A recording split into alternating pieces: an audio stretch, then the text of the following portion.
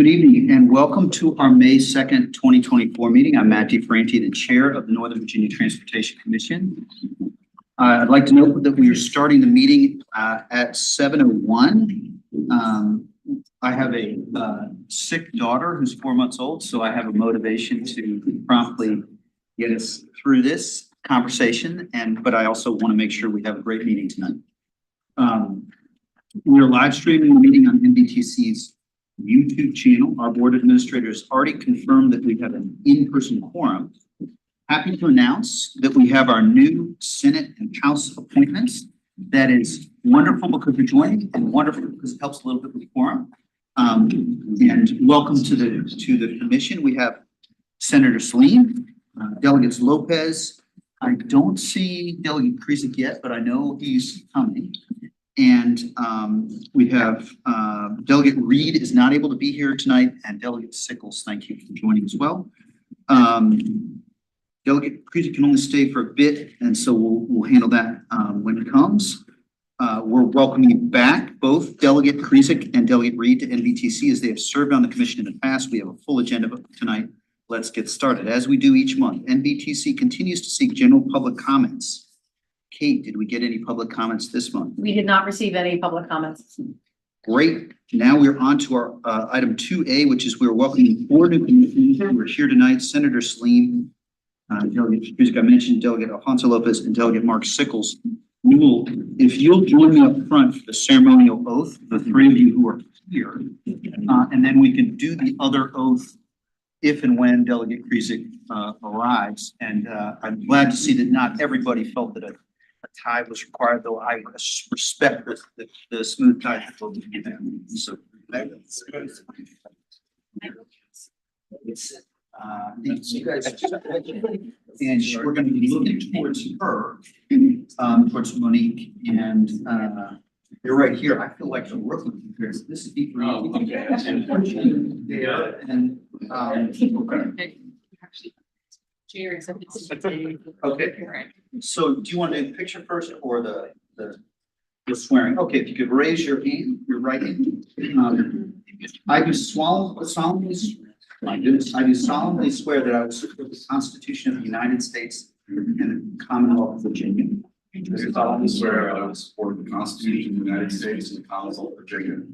And that I will faithfully discharge all the duties incumbent upon me as a member of the Northern Virginia Transportation Commission. I will. Well, let me slow it down. That's chair error. I'll break it into 2 parts. And then I will faithfully discharge all the duties incumbent upon me. And I will faithfully discharge all of the duties incumbent upon me As a member of the Northern Virginia Transportation Commission. as a member of the Northern Virginia Transportation Commission. According to the best of my ability. According to the best of my ability. Congratulations. Thank you for doing that.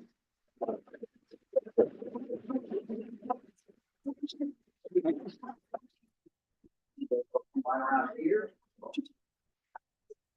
We'll see if Very nice.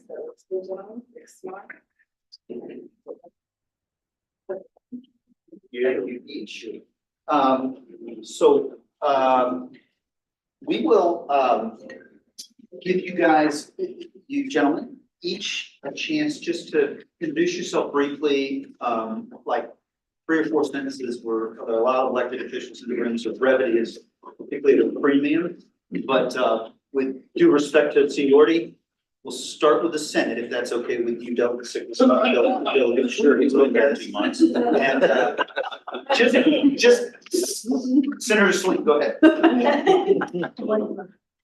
You can stand, but I think that mic will catch you. We don't need to speak directly in your mouth. Again, thank you, Mr. Chair, for welcoming me into this. I do represent Senate District 37. That's Tyson's, Oakland, Indiana, City of Falls Church, City of Fairfax, and parts of Fairfax County. And over the years, as somebody who grew up in Fairfax County, I did projects and looked up to NVTC. So it's kind of a refresher just to be here. It's an honor. So thank you again. Wonderful, and I thank you for joining us. And I think that you joined the legislative reception, and Delegate, our executive director, noted that. So thrilled.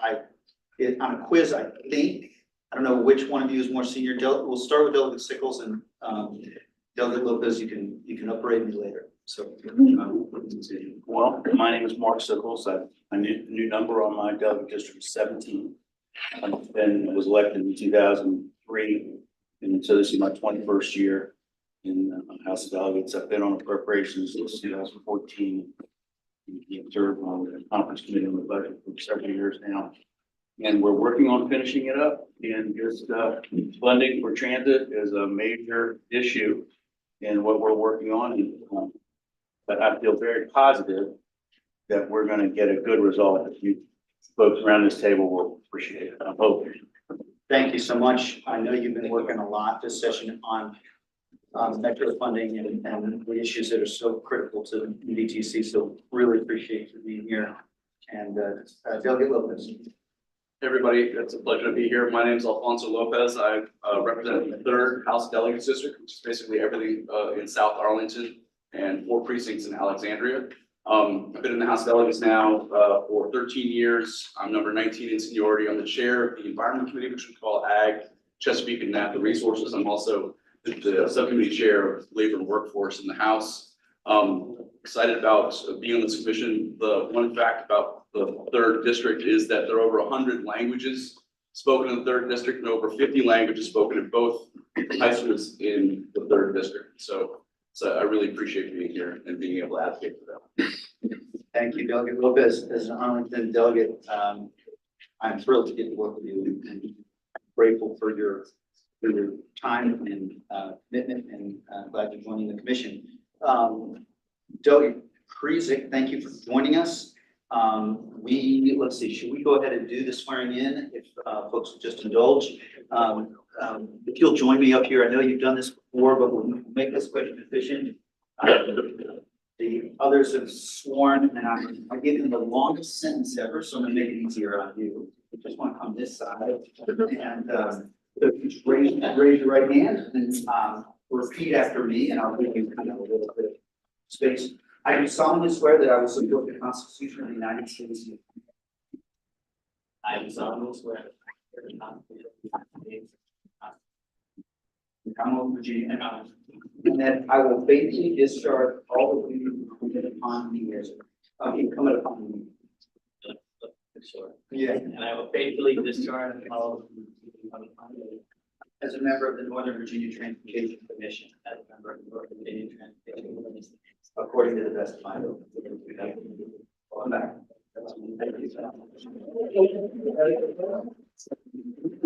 Yeah, welcome. Thank you, and I'll let you get to your seat. what's happened since I was gone the last couple of years? Well, it turns out we have not fixed all challenges, but we are engaging. And if you want to just describe maybe your district and just a sentence or two on what leads you, the tie to transportation and why you're happy to come back with us. If you want. Well, interestingly enough, the districts have changed since I was here last. And I represent once the 44th district, now the 16th district. And I'm blessed to have Supervisor Stork as my supervisor down there in Mount Vernon. So the 16th district starts at the Beltway, goes south to Fort Belvoir, along the river, and then heads west over to Huntley Meadows Park, across Richmond Highway, which is where we have a $1 billion road widening project going on. So that in itself is a good enough reason to be on MVTC, but I love being here because you guys get things done. Thank you very much. That's a high bar for us to try and follow through and work on. And the stakes are certainly significant. We want to recognize a departing commissioner. And that is, we are saying farewell to DRPT Director Jennifer Rule. And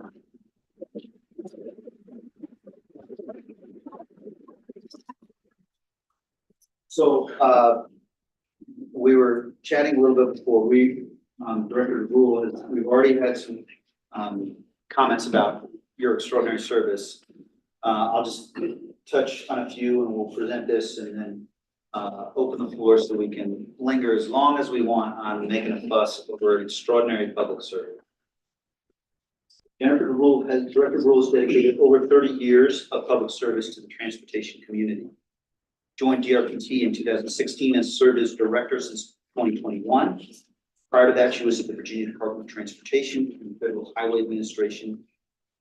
Under her leadership, DRPT advanced several major infrastructure elements of its $3.7 billion transforming rail in Virginia plan quite successfully. And I think, you know, if we hadn't been successful, there would be different perspectives. We were all hoping for successfully applying for $849 million in highly competitive federal grant funding for a new long bridge in Springfield bypass project.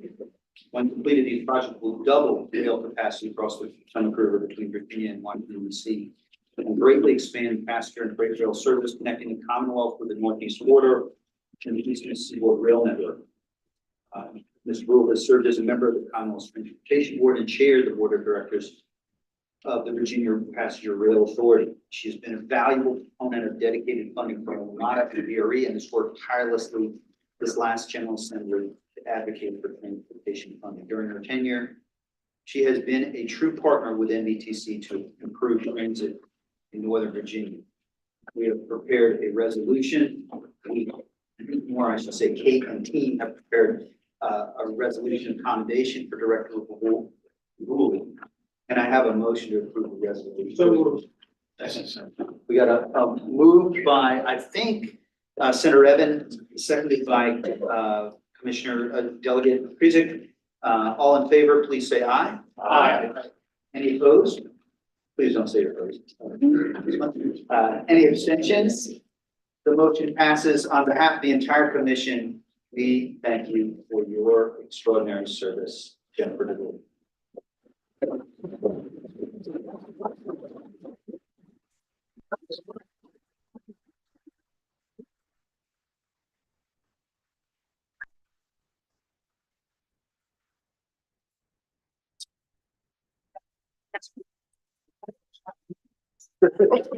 Well, let's see.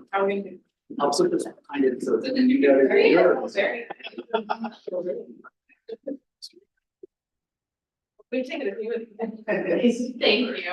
So we'll give you the floor. Do you want to say anything? I think I've been here more as a staffer presenting to the commission than as a commissioner. And, you know, it's been a great journey, and I wouldn't have been able to do any of that without my wonderful team here for paid the last 8 years, and being able to be part of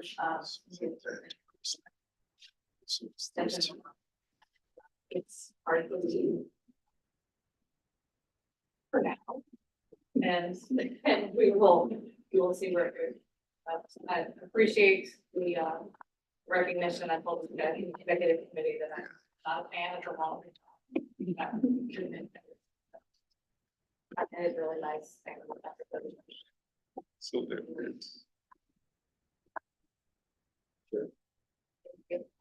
Amen.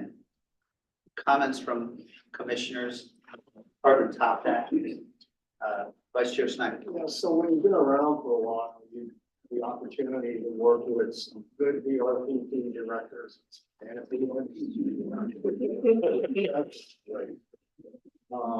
she really has served the people so extraordinarily well, and it's been a pleasure and an honor to work with you. And a true valuable resource to not be around and helping the public in the future as you did in the past. You used the term remarkable. That's some of the things that you engaged with. You're remarkable. So thank you so much for your service. Wow, that is. Other comments and don't have, yes. Commissioner Walkinshaw. And it has been a long goodbye because I've said a lot of this at Summit, which was like last year, I think. But just on behalf of VRE Director Rule, thank you for your partnership. You know, I have my criticisms of the current administration, but its commitment to VRE and the passengers commuter rail is not among them. You and the administration have done an incredible job picking up baton and moving us forward on transforming rail in Virginia. And you personally have been the key person on some, I won't get into the details, you know them, but some really in the weeds legislative work that has been key to the BRE's continued success. So thank you for everything you've done for us and the partnership you've had. Best of luck in the future endeavors. Thank you, Commissioner Walker. So Commissioner Smith. So, I too want to thank Jennifer for her partnership, her friendship. In a lot of ways, we've been spending a lot of quality time together these last 7, 8, 9 months or so.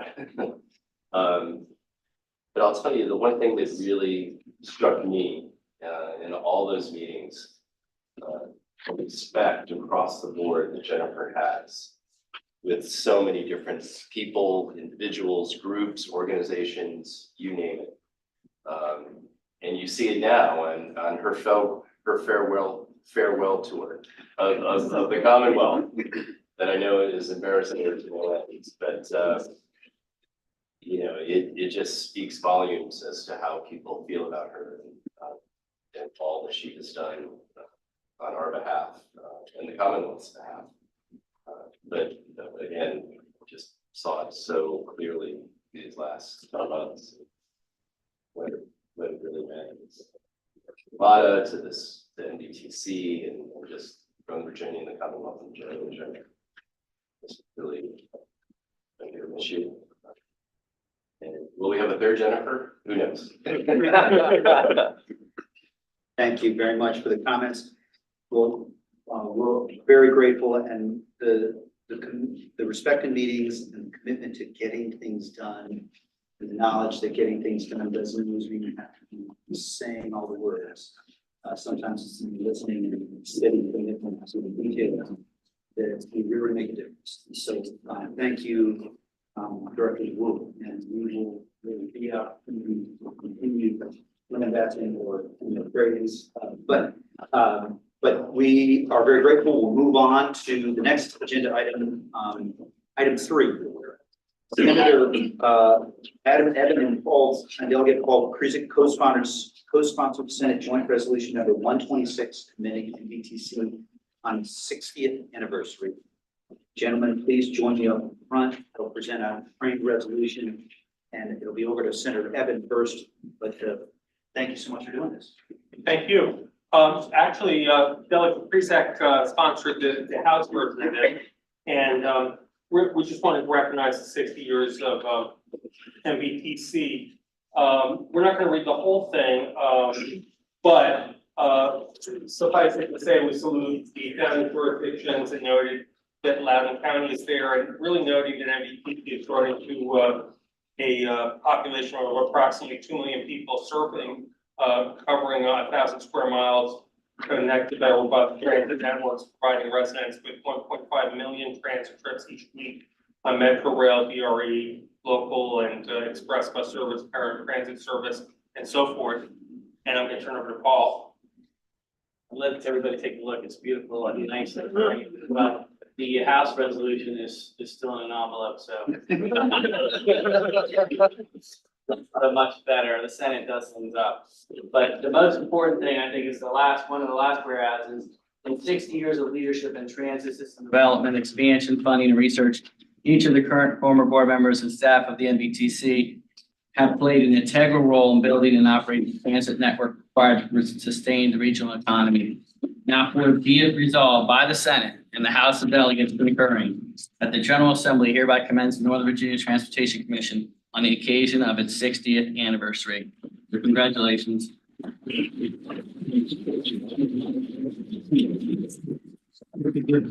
Picture is, yeah, coming for sure.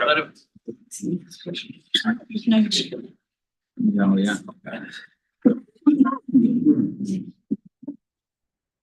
Right. Oh, we don't have a, yeah, do you want to, does one want to slide to the other? There we go. Thank you. All right. Very nice. Symmetry. Big smile on 3, 2, 3, one more. Very nice. Thank you. Thank you both very much so much. for this. Sure thing. Thank you. Okay, perfect. Thank you. All right, action number, item 4, approve the minutes. Can I have a motion to approve the minutes of the April 4th, 2024 meeting? So moved. Delegate, Commissioner Alcorn, has moved. Is there a second? Second. Thank you, Mr. Carantonis. Any further discussion? Hearing none, all those in favor of approving the minutes, say aye. Aye. Any opposed? Any abstentions? Commissioner Briskman abstains. So we're on to action item 5. Tonight's consent agenda includes one item. It is 5A, to authorize the executive director to submit comments to the Secretary of Transportation and the Commonwealth Transportation Board on the draft DRPT fiscal year 2025-2030 6-year improvement plan. We routinely provide a letter of support to the Commonwealth for the transit projects they intend to fund. Those details in the letter are in your packet. The timing of this letter is after the General Assembly's special session on the budget. So this letter may or may not reiterate NVTC's earlier request for additional state aid to support our WMATA commitments. That decision will be determined when we get closer to this. This is the consent agenda. It is in your packet. Can I have a motion to approve the consent agenda? Moved. Second. Moved by Commissioner Garvey, seconded by Commissioner Evan. Any further discussion? Hearing none, all those in favor of approving the consent agenda, say aye. Aye. Any opposed? Any abstentions? The motion passes. We're on to item 6. This is a presentation of the Metropolitan Washington Council of Governments. Mr. Clark Mercer is here.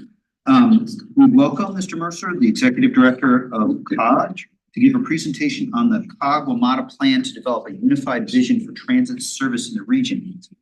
Council of Governments and WMATA Board of Directors met yesterday to launch DMV Moves, a unified vision for transit in the DC metro area.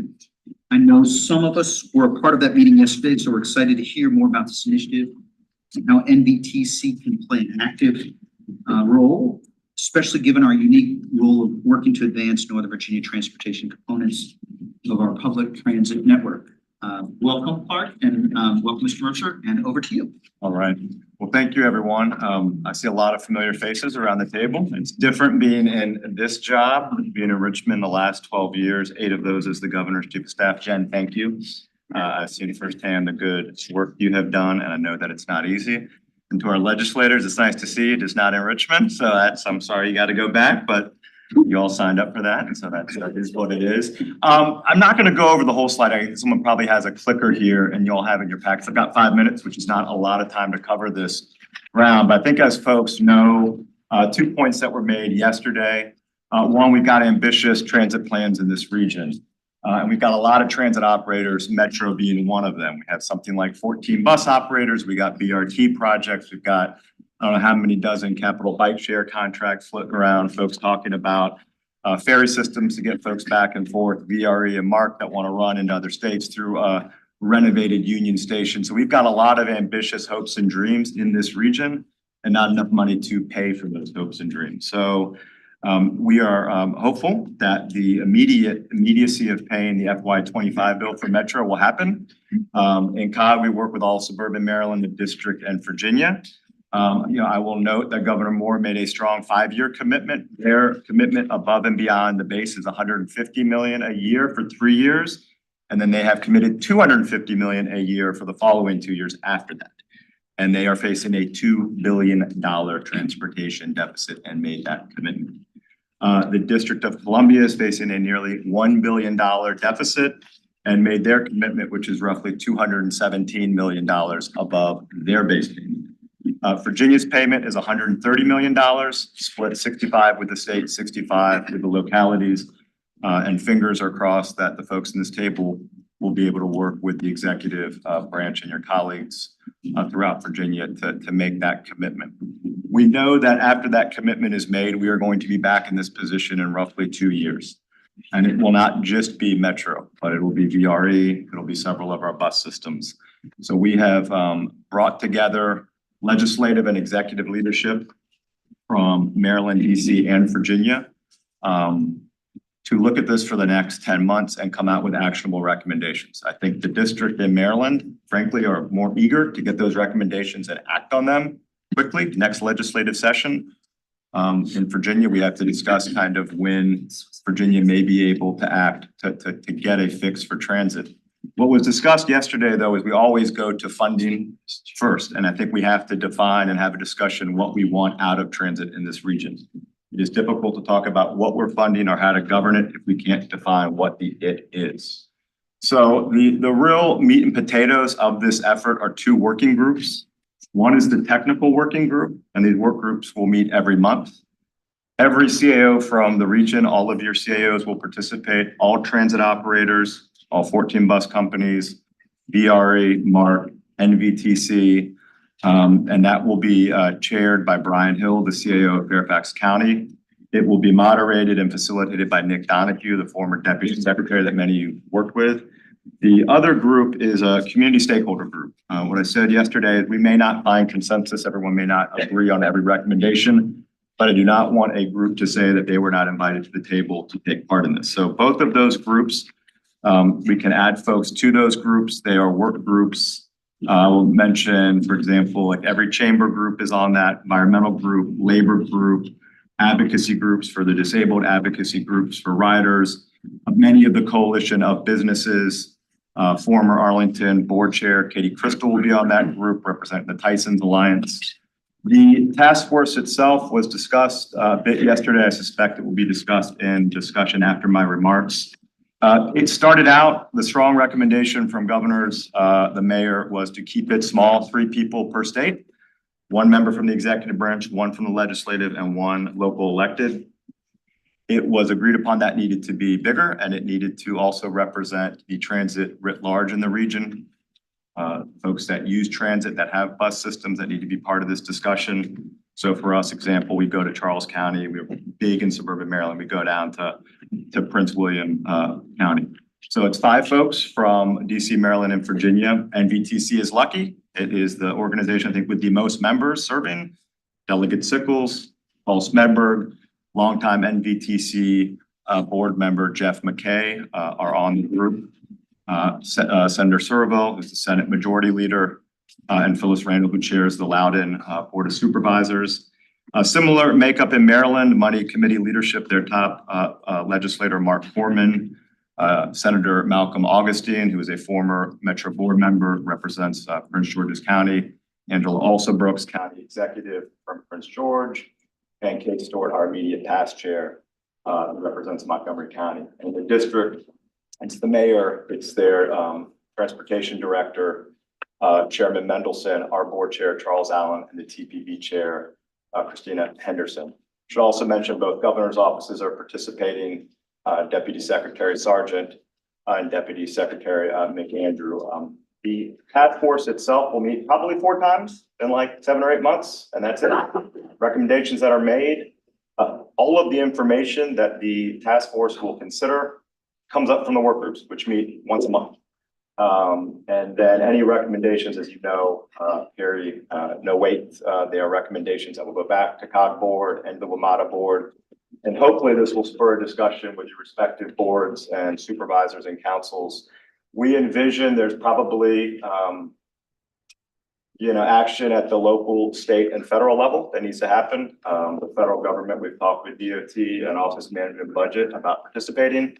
I suspect it will probably someone from OMB, being the largest employer in the country, but particularly in this region, will participate. And Nuria Fernandez will also facilitate both the work groups and the task force. She was President Biden's administrator of the Federal Transit Administration up until 2 months ago. So pretty impressive resume. That in a nutshell kind of is the group. There was discussion yesterday of representation from Arlington, in Falls Church, that opened a conversation. Prince William asked to be included, College Park asked to be included, Bladensburg asked to be included, Montgomery County was not happy with one person in Montgomery County wanted to be included at the expense of someone else. So it engendered a robust discussion of this task force. Again, I would kind of point to the fact that task force will probably meet about 4 times. These work groups are where the work is going to get done. The CAOs were fantastic over the last year, and of groups that I've worked with since I started this position, I would just say there hasn't been a group that I've worked closer with when it comes to transportation transit than NVTC.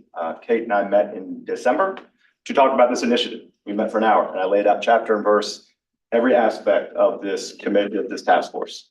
We met again in January, we met again in February, we talked again last week about this.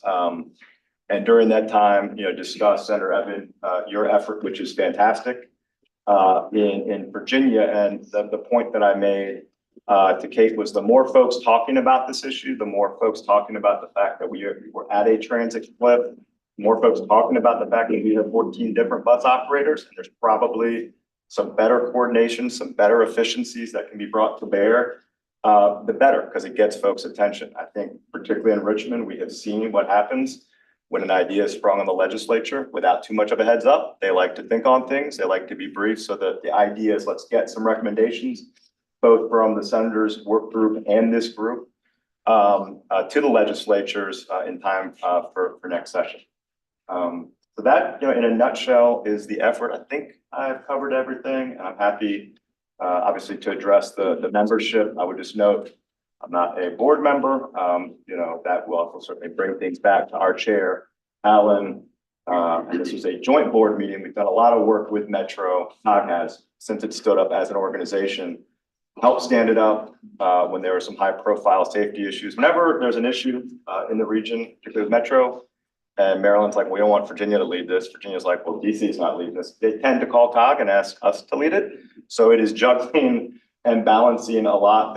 We have our own political dynamics here in Northern Virginia. Virginia, I can assure you, getting to know DC and Maryland, they have theirs as well. But I think we have a strong commitment, particularly from groups like NVTC, to support transit. And part of this effort, a large part of this effort, for those of us who were around in '02 and saw a transportation referendum go down in Northern Virginia, is we need to spend the next 6 to 10 months articulating a positive and forward-looking vision for transit in this region.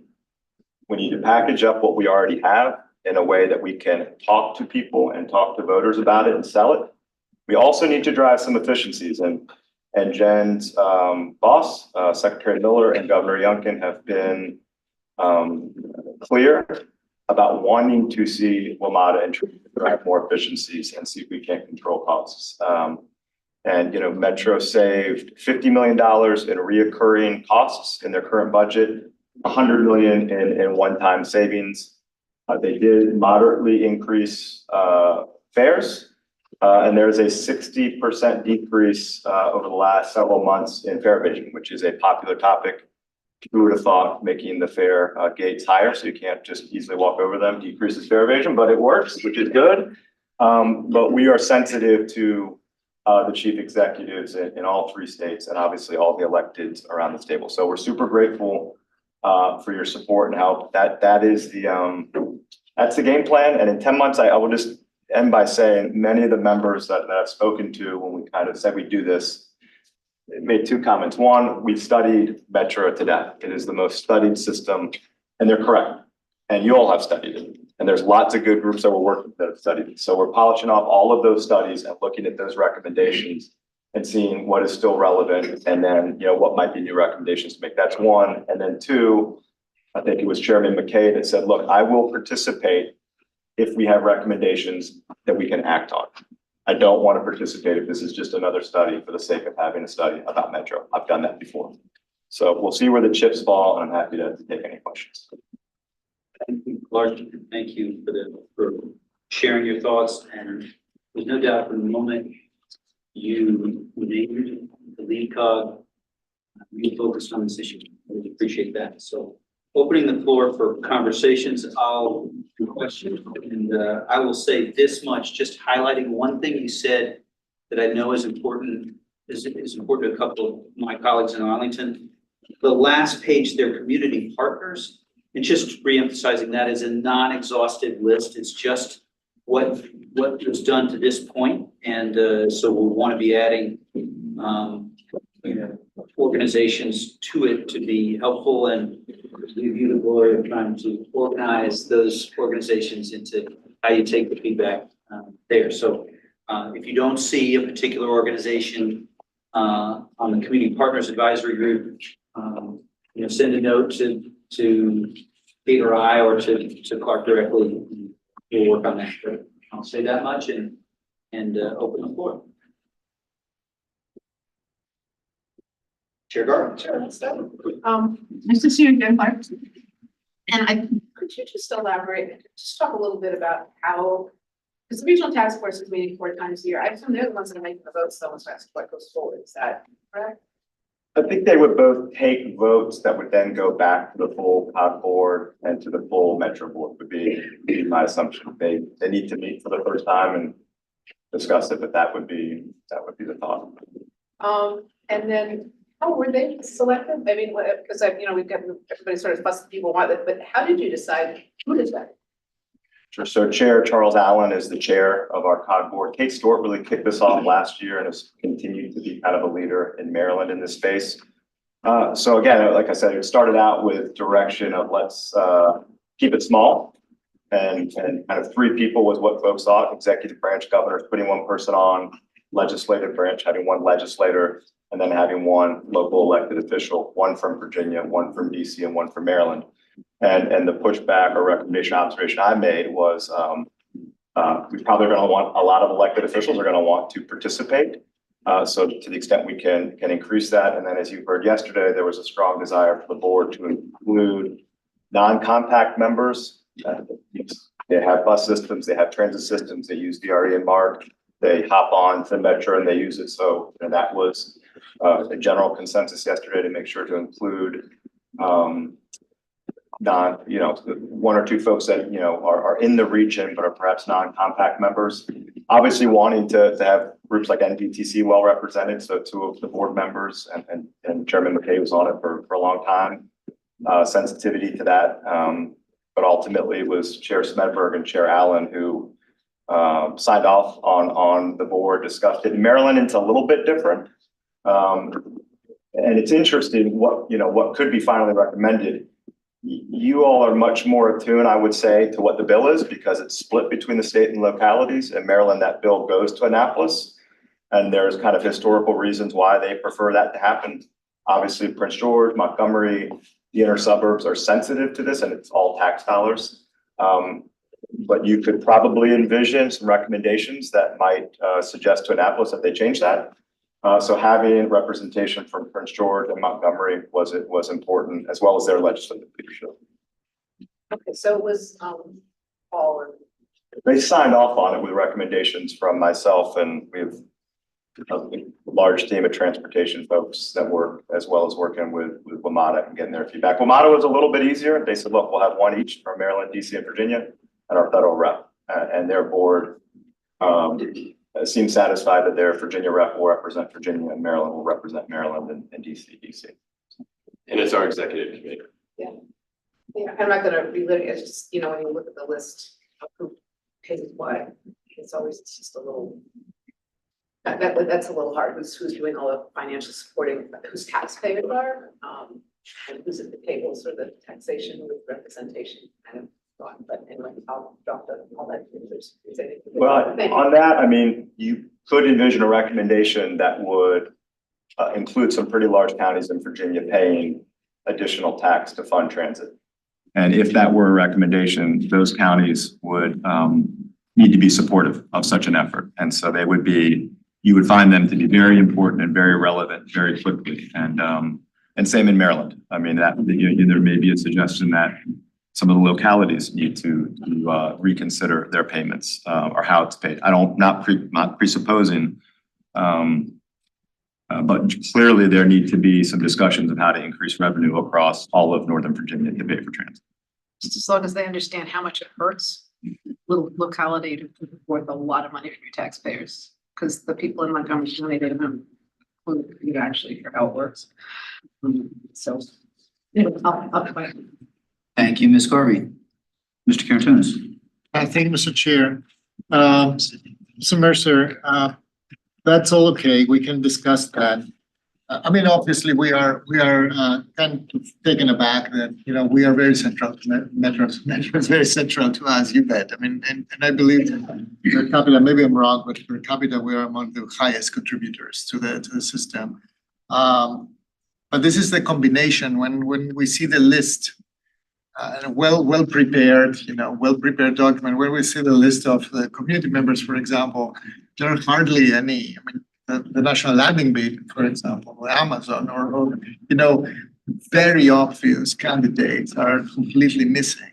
And they happen to be in the central part of the region, and they happen to be stakeholders that are really high stakeholders in the system.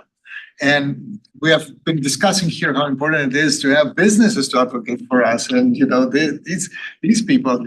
And you know, if we don't get their name and on the page, and I understand that we will discuss that, but you know, it is a combination of these facts that, you know, begins with a little handicap and a little shadow on it, and we would rather prefer to avoid that.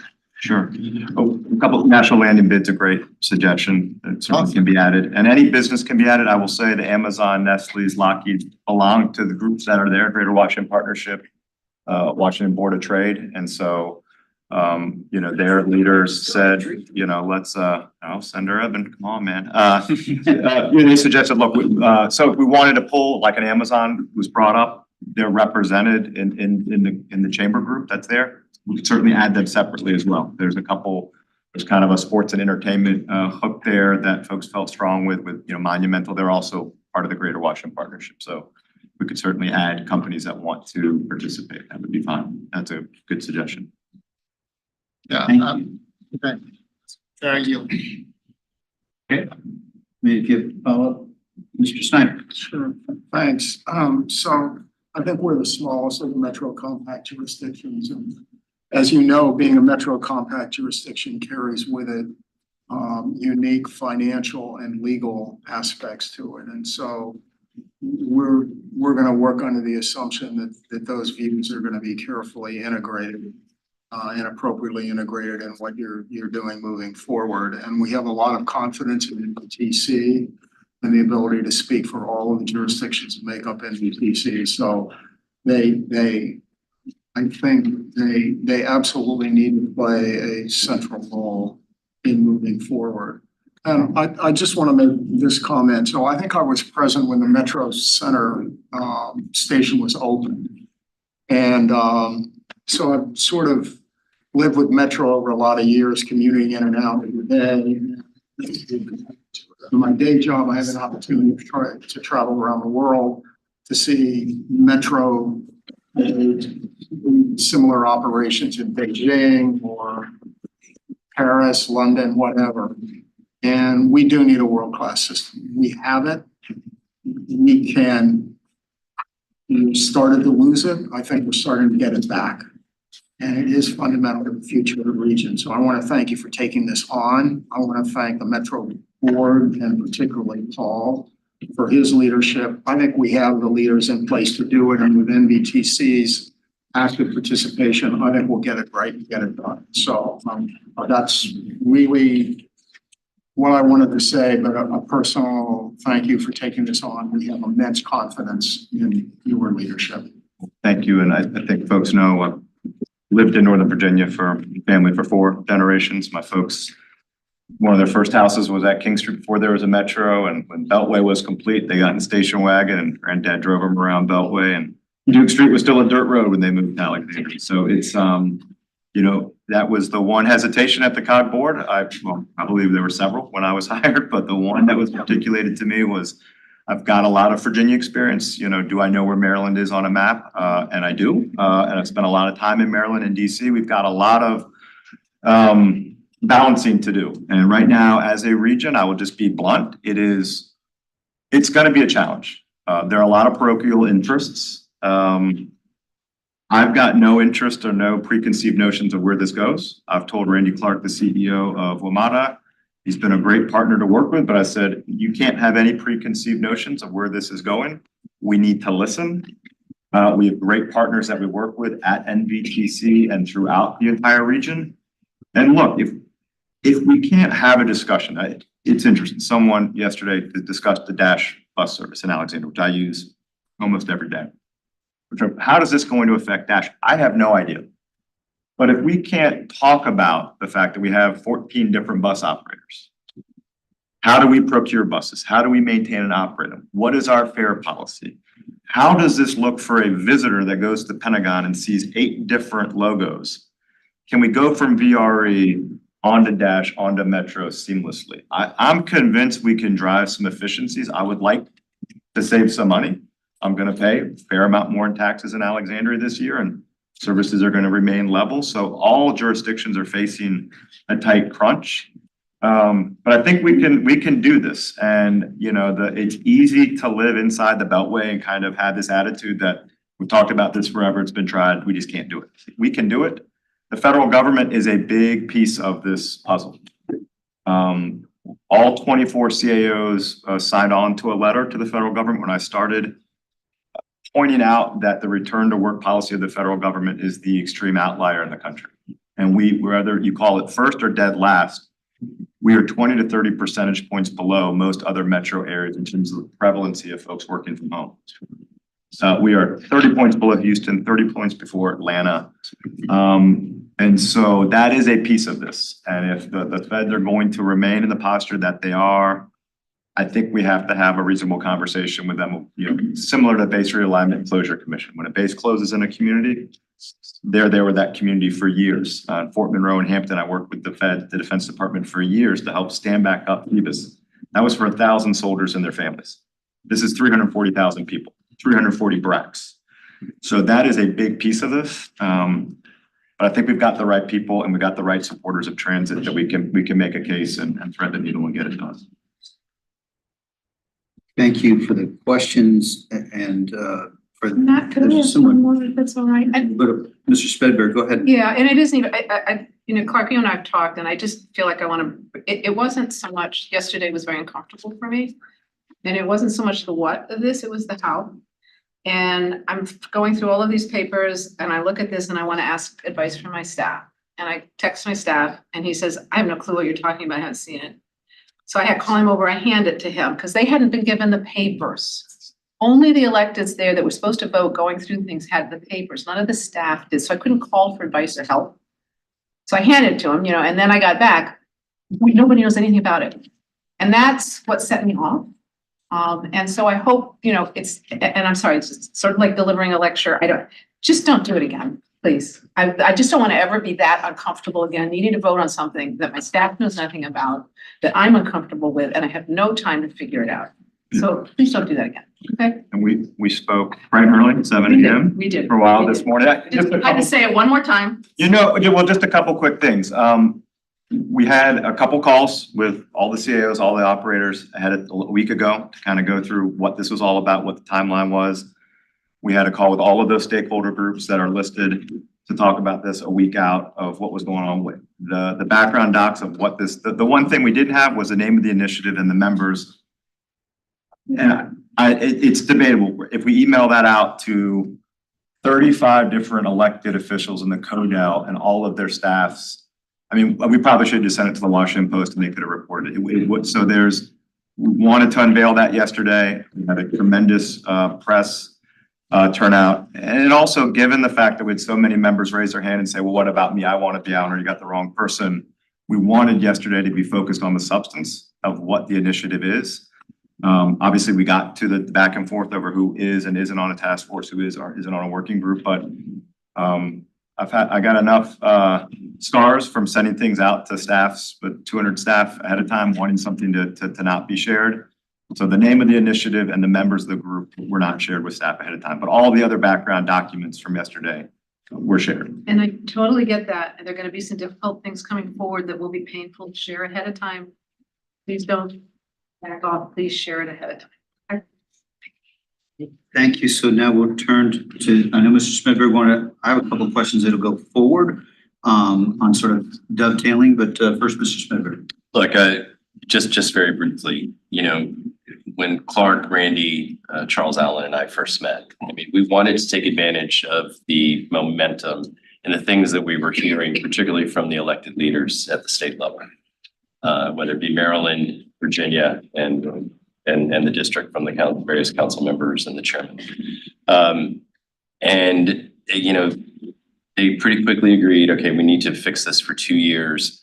But immediately they began to ask, okay, how are we going to fix this long term? And that's what this really is about. And it's done in the spirit of collaboration, cooperation. And, you know, we just have to take advantage of it. And we heard some of that yesterday with this sense of urgency. You know, there's some urgency here. We got to be nimble and move quickly. And, you know, it's no coincidence that the work groups are meeting once a month because that's where the heavy lifting is going to be done. And so, You said it didn't feel collaborative. That part of it. I'm sorry, and I gotta stop interrupting. It was just an upsetting experience for me. So, and I don't think you're gonna do that moving forward. But it's hard to hear that and think back what I went through a little bit. And I think we're gonna change it and move forward. It's really important. It's absolutely crucial to make happen.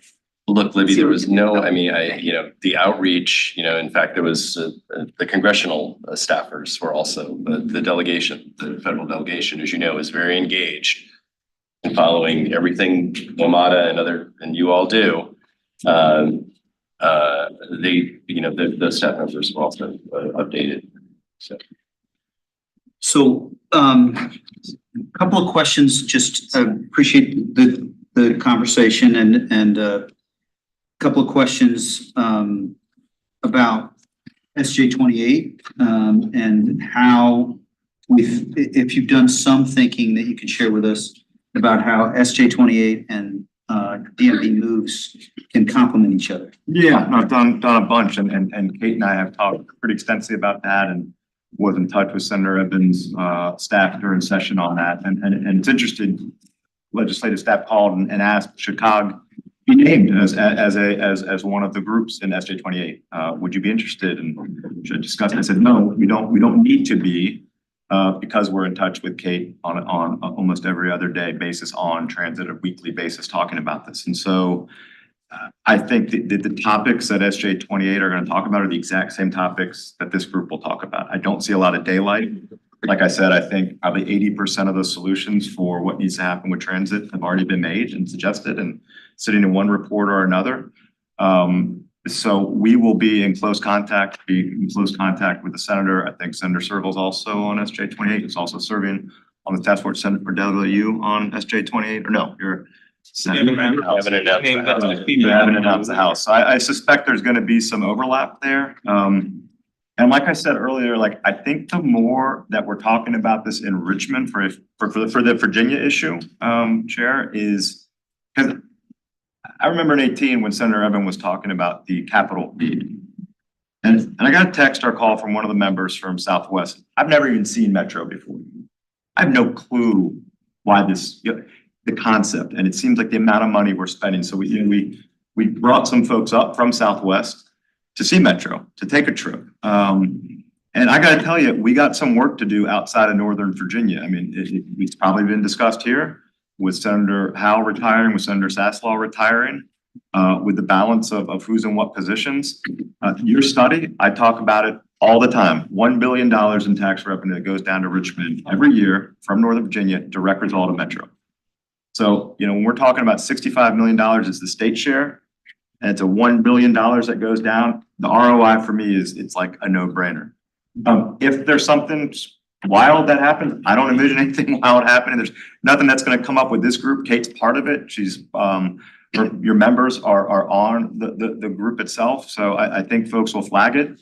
Hopefully you'll come up with really good ideas and can share them with us. Maybe we'll come up with really good ideas. I think the only, I guess, fear that I might have is or concern you know, would be if the group and the administration comes up with recommendations that are just really counter to what Northern Virginia would like to see with transit and say, hey, the answer here is to cut, you know, X amount of people and get rid of these lines. Like, I don't, the two governors we have a different view of transit and depending on how that report is issued and involvement and studies that might be done, that would be my only kind of concern. And that happened this session. One of the amendments that was proposed articulated that Virginia would have a study and it would be, we report to the Virginia folks and then the recommendations would have to be signed off on by Virginia, by Maryland and DC, or Virginia would withhold its funding. And that, I can tell you, my phone rang from DC and Maryland saying guess what? We want to do a study. DC is going to have one and Virginia's got to agree with it or we don't pay. Like once we go down that road,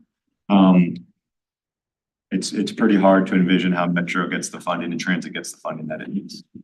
I think this, if I could say something, there's gonna be language that's similar to Senator Evans' language in the conference report. There is some now, and it might be adjusted more, but I'm not worried about it not passing at this point. We're in pretty good shape. One thing we can do with this, relook at the whole transit, how we fund it, and recognize it is, you know, some of us are very sensitive to the pressure on real estate, property taxes that localities are facing, and we should move toward a different way of financing transit generally and taking it off the burden of local government and try to move toward DC and Maryland. But as you folks know better than anyone, we would not have Metro Rail without what the localities did, all your predecessors. And so we need to slowly move toward a state approach to this. I mean, we spend hundreds of millions on our seaport and more than other states do. Just one example, it's very important to the state, but it is, we can do similar here, but we've got to move toward it slowly. We need executive leadership to, which, you know, that wants transit and values transit. We don't have that right now.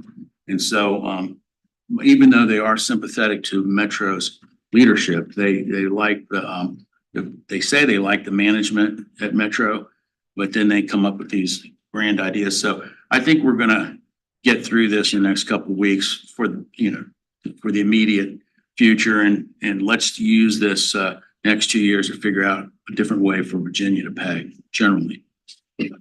Thank you for that hopefulness and also a ton of work that I know has gone behind the scenes. Really appreciate it. Mr. Smedberg has one additional question, and then I'd like to try and wrap this up with Just for the delegate, actually, did you get the red line in that language, by the way? For the study? Did you get that? I have not read it. I think they've got it there in staff. Yeah. Great. So, thank you for coming and for clear care about the work. I think the question that NBTC staff, but also all of us around the room is, what else can, and Vice Snyder sort of said it, what else can we do to help? How can we help is a big question. And, you know, I think that going forward, we may be able to best help.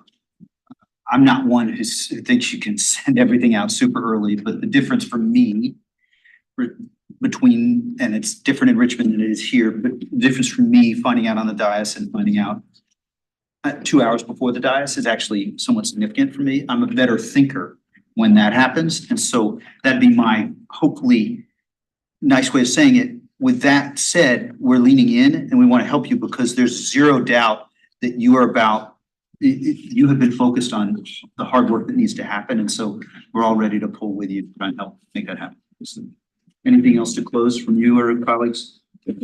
All right, that you all have made are well taken, and look forward to working. We've already talked to Kate about the first task force meetings here in Virginia and working with NBTC on helping host that, and you know, and away we go.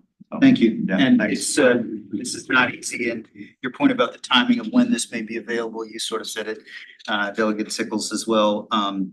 but we have to leave no stone unturned to try and fix this immense problem because it's a weight hanging over all of us. And so thank you so much. We'll move on to item 7, which is WMATA report, and Matt Letourneau can't be here tonight, so we'll turn it back to Mr. Smithberg, who often leads us in this piece, but to give the WMATA board member report, followed by the committee chair, Mr. Alcorn, but first to Mr. Smithberg. Okay, thank you, Mr. Chair.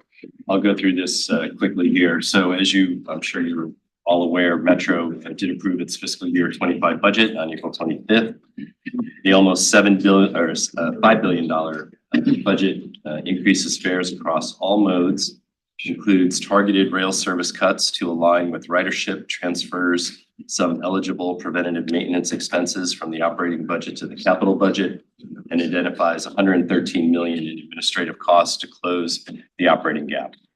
The fiscal year 24 Metro bus service levels will be maintained as we work toward implementation of an entire redesign of the bus network, which we'll hear about more, next month. I think it says next week. Well, actually, it is next week. At our board meeting. The budget relies on the suspension of 3% cap in Virginia and Maryland, and $463 million in additional revenue, regional investment from the funding jurisdictions, which are highlighting a little bit there, including an additional $119 million from Virginia. Metro staff are also projecting that WMATA's dedicated capital funding bond capacity will be exhausted in fiscal year 28, which has been accelerated by those preventative maintenance transfers. With the suspension of the 3% operating cap, this is the first budget in 6 years that uses the traditional subsidy allocation formula and provides our jurisdictions added transparency and accountability by providing their operating subsidy by rail, bus, and paratransit modes. This year, the board will be looking at updates to the rail and bus formula. Also want to highlight one new initiative the board and management will be discussing at some length and exploring in the coming months, and that is establishing a fiscal reserve policy. I was pretty amazed when I first joined the board, that we went through the orientation that there is no rainy day fund at WMATA, which is just really remarkable. It's nothing. It's just sort of crazy. Anyway, so we're going to be looking at that, and we'll be discussing the idea of the idea coming forward through Matt's committee, the Finance and Capital Committee. And in some capacity, we want to think about how the reserve fund might be included in the overall set of needs for long-term funding for Metro, and how it can help provide predictability for all parties. I'm assuming Andrew and or Adam, if you want to hear or see all the details, it's in the newsletter here. I'm sure they put that together. One other thing, we'll note that the Metro board announced that we hired a new inspector general last week at our board meeting.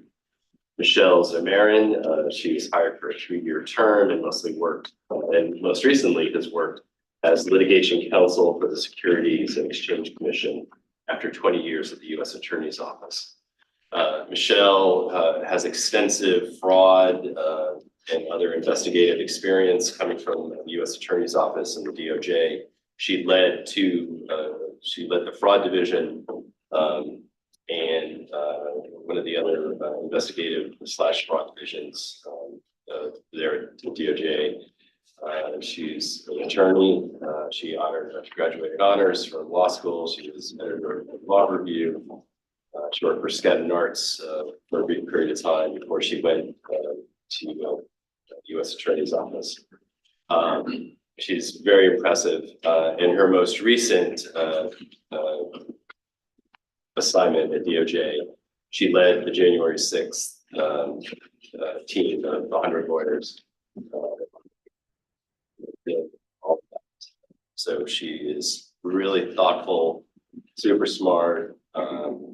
She is really quite impressive, and we're very, very lucky to have her. I know it's been a question around here, but Kevin Mullendorf, who has been there acting for 6-7 months now, has really done an amazing job. He is just really did a lot in that office in that short period of time when you have the right leadership in place. So anyway, that's my part. And Thank you, Mr. Smedberg. We'll do Mr. Alcon, then we'll come to questions for everybody. Go ahead, Mr. Alcon.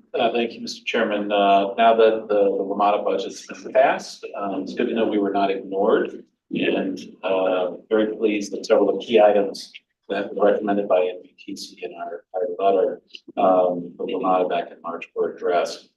Just as a reminder, the letter, which was ratified by the commission last month, noted support for moderate fare increases, targeted service reductions, and finding as many cost savings as possible.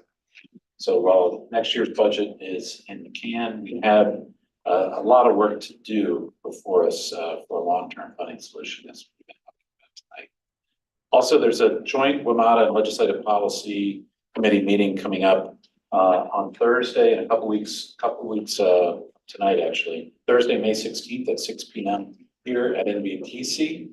As always, all commissioners are more than welcome and invited to join.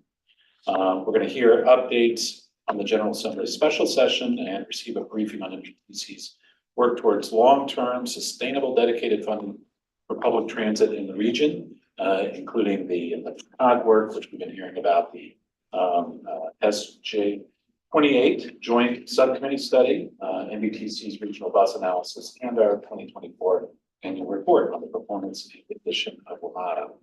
So we do have another, looking further out, joint WMATA and Legislative and Policy Committee meeting scheduled for July 11th at 4:30 p.m. Note the different time for that one. As our committees meet together for the foreseeable future, these meetings will provide another forum for discussing funding and policy matters related to transit and energy. I hope all can participate. So, Thank you, Commissioner Alcorn. Commissioners have questions for Commissioner Alcorn or Chair Smith or Commissioner Smith. Chair, Commissioner, other questions? I'm all down. I see no questions. I've underlined this that when Commissioner Sickles mentioned, Delegate Sickles mentioned, possible that next month we may be in a position that a year and a half ago I would have only agreed in respect to the possibility of 2 years. That doesn't mean we should let all work. We should lose our focus, but that's an underlying note of hope that hopefully we can harvest in the next month or so. But are there other questions on Metro? And seeing none, we'll go on to our next, and those two upcoming meetings. I think will be very helpful. Thursday, May 16th, we will know a lot more, and July 11th as well. So we'll go from Metro to item 8, report from the chair of the Legislative Policy Committee. Chair Kennedy is unable to be here tonight, so I'll turn this directly over to Amy Perrin-Cyber to provide our legislative agreement. Ms. Perrin-Cyber will be here remotely, and she will share a little bit about the budget and upcoming May 13th special session. Ms. Tice will follow up with an update on TISDAC and federal update if needed. But first, Ms. Perrin-Cyber. Hi, thank you for having me tonight. I will be actually pretty brief since I think everything has sort of already been mostly covered by our legislative members, which I'm grateful for, having all the new members here, Delegate Sickles, Delegate Krizik, Delegate Lopez, and Delegate Reed, who can't be here, and Senator Salim. So thank you guys all for being here. Really appreciate it. And so, I mean, as we all know, special session is going to be between the 13th and the 15th of May.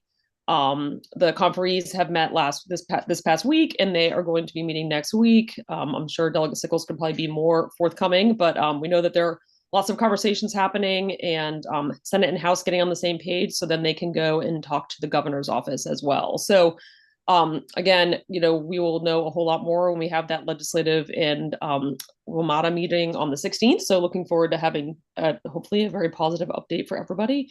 Appreciate everybody's good work. I think we talked about in the executive committee. Kate and I and Chair DeFerente went down to Richmond and met with the administration, which was a very good meeting. Spent a lot of time discussing the NBTC Trust Fund, which I think was very helpful to do. And so appreciate all y'all coming down for that on a Friday, which was not the easiest thing to do always. So But again, continuing to have lots of conversations and appreciate everybody's work and all the collaboration with the Metro crew, Greg and Dave, and everybody over there as well. So happy to answer any questions if anybody has any. Questions from Ms. Parent-Cyber? Not hearing any, we'll go on over to you, Mr. Tyson. Thank you. Just really quickly, earlier this week, I was part of the Transit Service Delivery Advisory Committee, which works with DRPT to do a perennial review of how DRPT allocates formula funding. And so that's in particular a focus. That's the funding that's going to your local transit systems. Years ago, it also involved Metro, it also involved VRE, and over those years, they've been put in a special section of DRPT. So this is very much focused on the formulas in which those fundings are allocated for both capital and operating. And so we did get an overview. And again, we talked earlier about comments to DRPT's 6-year improvement program. Those are projects that are being found and were discussed at TISDAC earlier this week. I think really the good news is most of the capital programs, I think probably, and I not to put you on the spot, but I think overall, I think our systems did very well in the applications that they applied for when it comes to capital. And this again, it's state of good repair, it's buying new buses. It's a whole bunch of different things. One of DRPT's programs that was put together just a couple of years was referred to as the TRIP Float program. Many projects were able to actually qualify under that program, which provide a little bit more money. I think probably the biggest takeaway for me from that meeting is our systems have been very fortunate over the last couple of years to get the benefit of additional aid from the state. When we talk about Metro, we've talked, I know a lot about some uplift funding that we provided in FY22. That was actually provided to all the transit systems over the Commonwealth. And so there was 2 years there where the Commonwealth operating assistance for transit was close to about $165 million. Next year, it's likely to only be $114 million. So I think there's a little bit of sobering reality. In all honesty, when we were talking about SJ 28 and identifying the needs of public transit, this is where it becomes very clear when we go beyond Metro, beyond VRE even, is that our local transit systems are also facing a revenue disconnect between the cost of operating service. And so I think the information that we're gathering through this exercise is also going to feed into conversations. And so just to give a point of comparison, this year, it looks like the state's going to be able to provide about 128 million for our transit systems. There's 41 or I think it's 41 across the Commonwealth. And again, it's going to go from 128 to 114 next year, and only growing probably about 2 or 3 million each year. And that's the Commonwealth Transportation Trust Fund that was shored up in 2020. But if we just keep in mind about the cost of things in general, including operating transit, has exceeded the growth in revenue. And I think that's a theme that we need to recognize as we talk about future needs for running these systems, that we talk about future needs for other things that cost something. So I did want to highlight that. TISDAC's not going to be meeting again for a couple more months, but DRPT's got great data and they've been very helpful. They've got a fantastic analytical team. I do need to say that I know you're doing it all in-house, and I am somebody who likes to do things in-house as well. Great staff to work with. They'll still be there when Jen is gone. But we just want to watch that space. So I just want to put that out there. Beyond that, just some quick little federal updates. As we mentioned before, but I wanted to benefit of our new commissioners, we're very fortunate. NVGC is getting the benefits of a free to us technical assistance program from the Joint Department of Energy and Transportation Group, specifically looking at opportunities and feasibility for shared charging of electric buses throughout Northern Virginia. A lot of work is already going on, and our staff is leading that effort. There's a ton of data being collected right now. They are moving out, and again, this is free technical assistance to us. This is where we otherwise would have likely come to localities or the state. And likewise, just to pivot on that, there are a number of fantastic funding opportunities from the state. I know many of our jurisdictions are already exploring them. Safe routes to schools, or safe streets for all, I should say, which is effectively sort of a bike ped program. I know that some of our jurisdictions are already applying for these. There's also an active transportation infrastructure investment program. I mentioned that last month as well. And there's a new one that's come up that I'm just learning a little bit more about. We may not be ready for it this year, but if it comes up in the future, is another one related to this joint program office, which is the Communities Take Charge grant program, which is very much focused on electrification of vehicles, including transit vehicles. So all of your jurisdictional staff are getting this information. It can be overwhelming. There are a lot of applications and they're not insurmountable to fill out.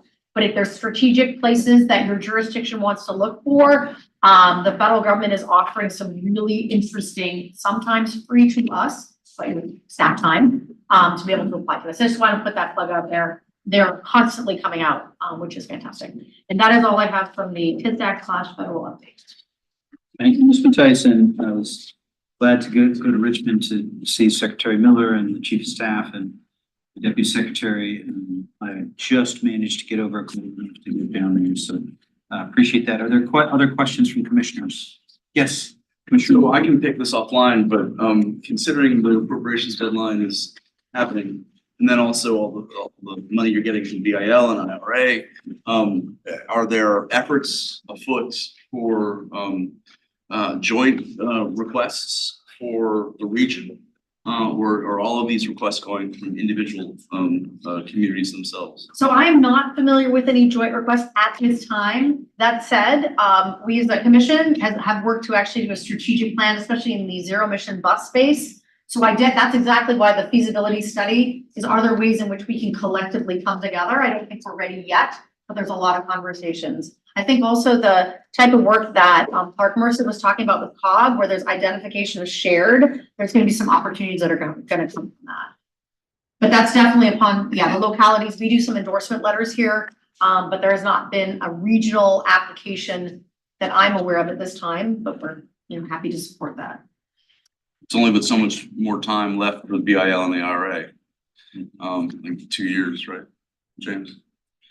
So, I mean, they tripled or quintupled the amount of money going into these renewable energy programs and clean energy programs that had a lot of implications for transit and transportation.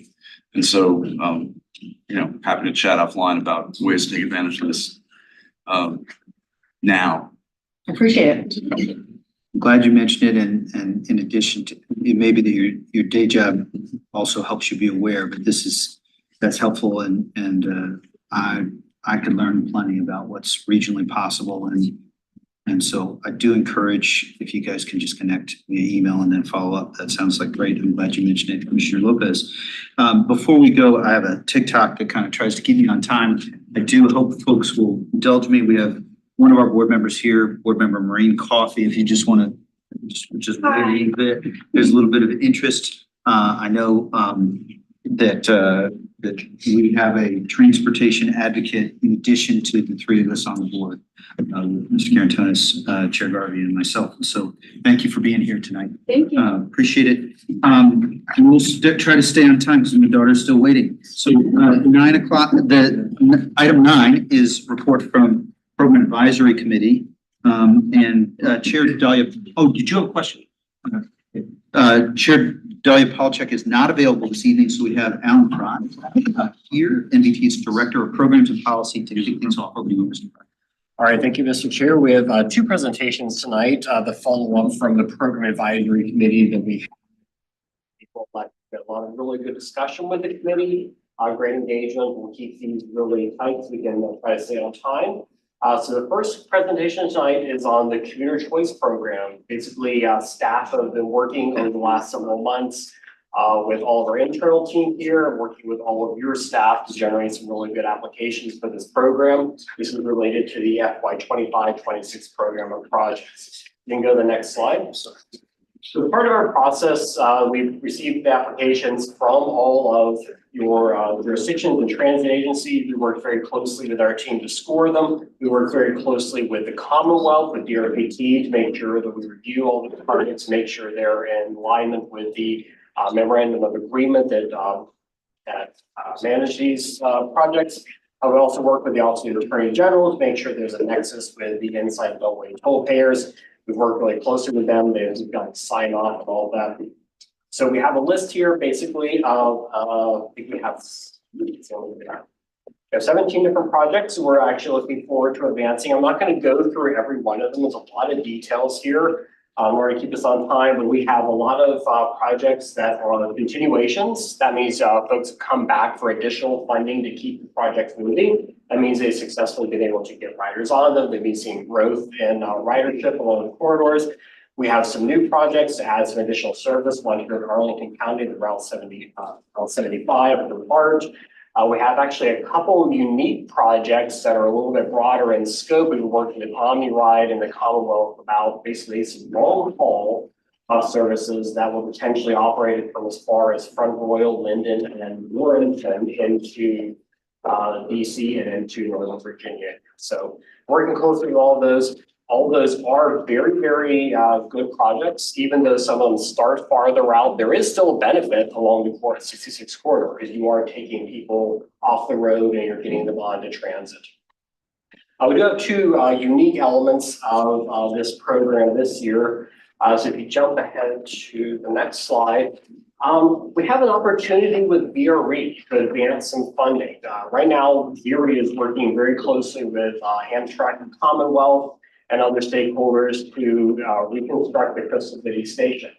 It's unique, in fact, for this program, the fact that VRE is served by both corridors. Stepping back just a little bit, we have a theater choice corridor for 395 and then one for 66. And if you're familiar with VRE, they both come in, Alexandria, Arlington, and then into the district. There's a really nice nexus there of how both of the toll programs that we have could really, really be benefited by having this project. So what we propose to do is basically flex a little bit of money from the 66 corridor program over to the project we already started funding with 395. So last year when we had this conversation with the commission with CTB, we allocated $18.8 million total for the project. To date, we've allocated $10.8 million through 395 tolls. And this year, we'd like to allocate $8 million of 66 tolls. Again, there's a nexus between both corridors. It meets the MOA. We've worked with the Office of the Attorney General, the DRPT, and our legal counsel to make sure this is a sound movement forward. We've gotten complete sign off from everybody. So basically what that does is a couple of things. It keeps things moving on, supports transforming rail in Virginia, keeps that program moving. It gets the funding to VRE sooner. We've talked to them, make sure they're able and want to accept the funding sooner. It also frees up strategically money in the 395 port. For 66, we're a little undersubscribed this time around.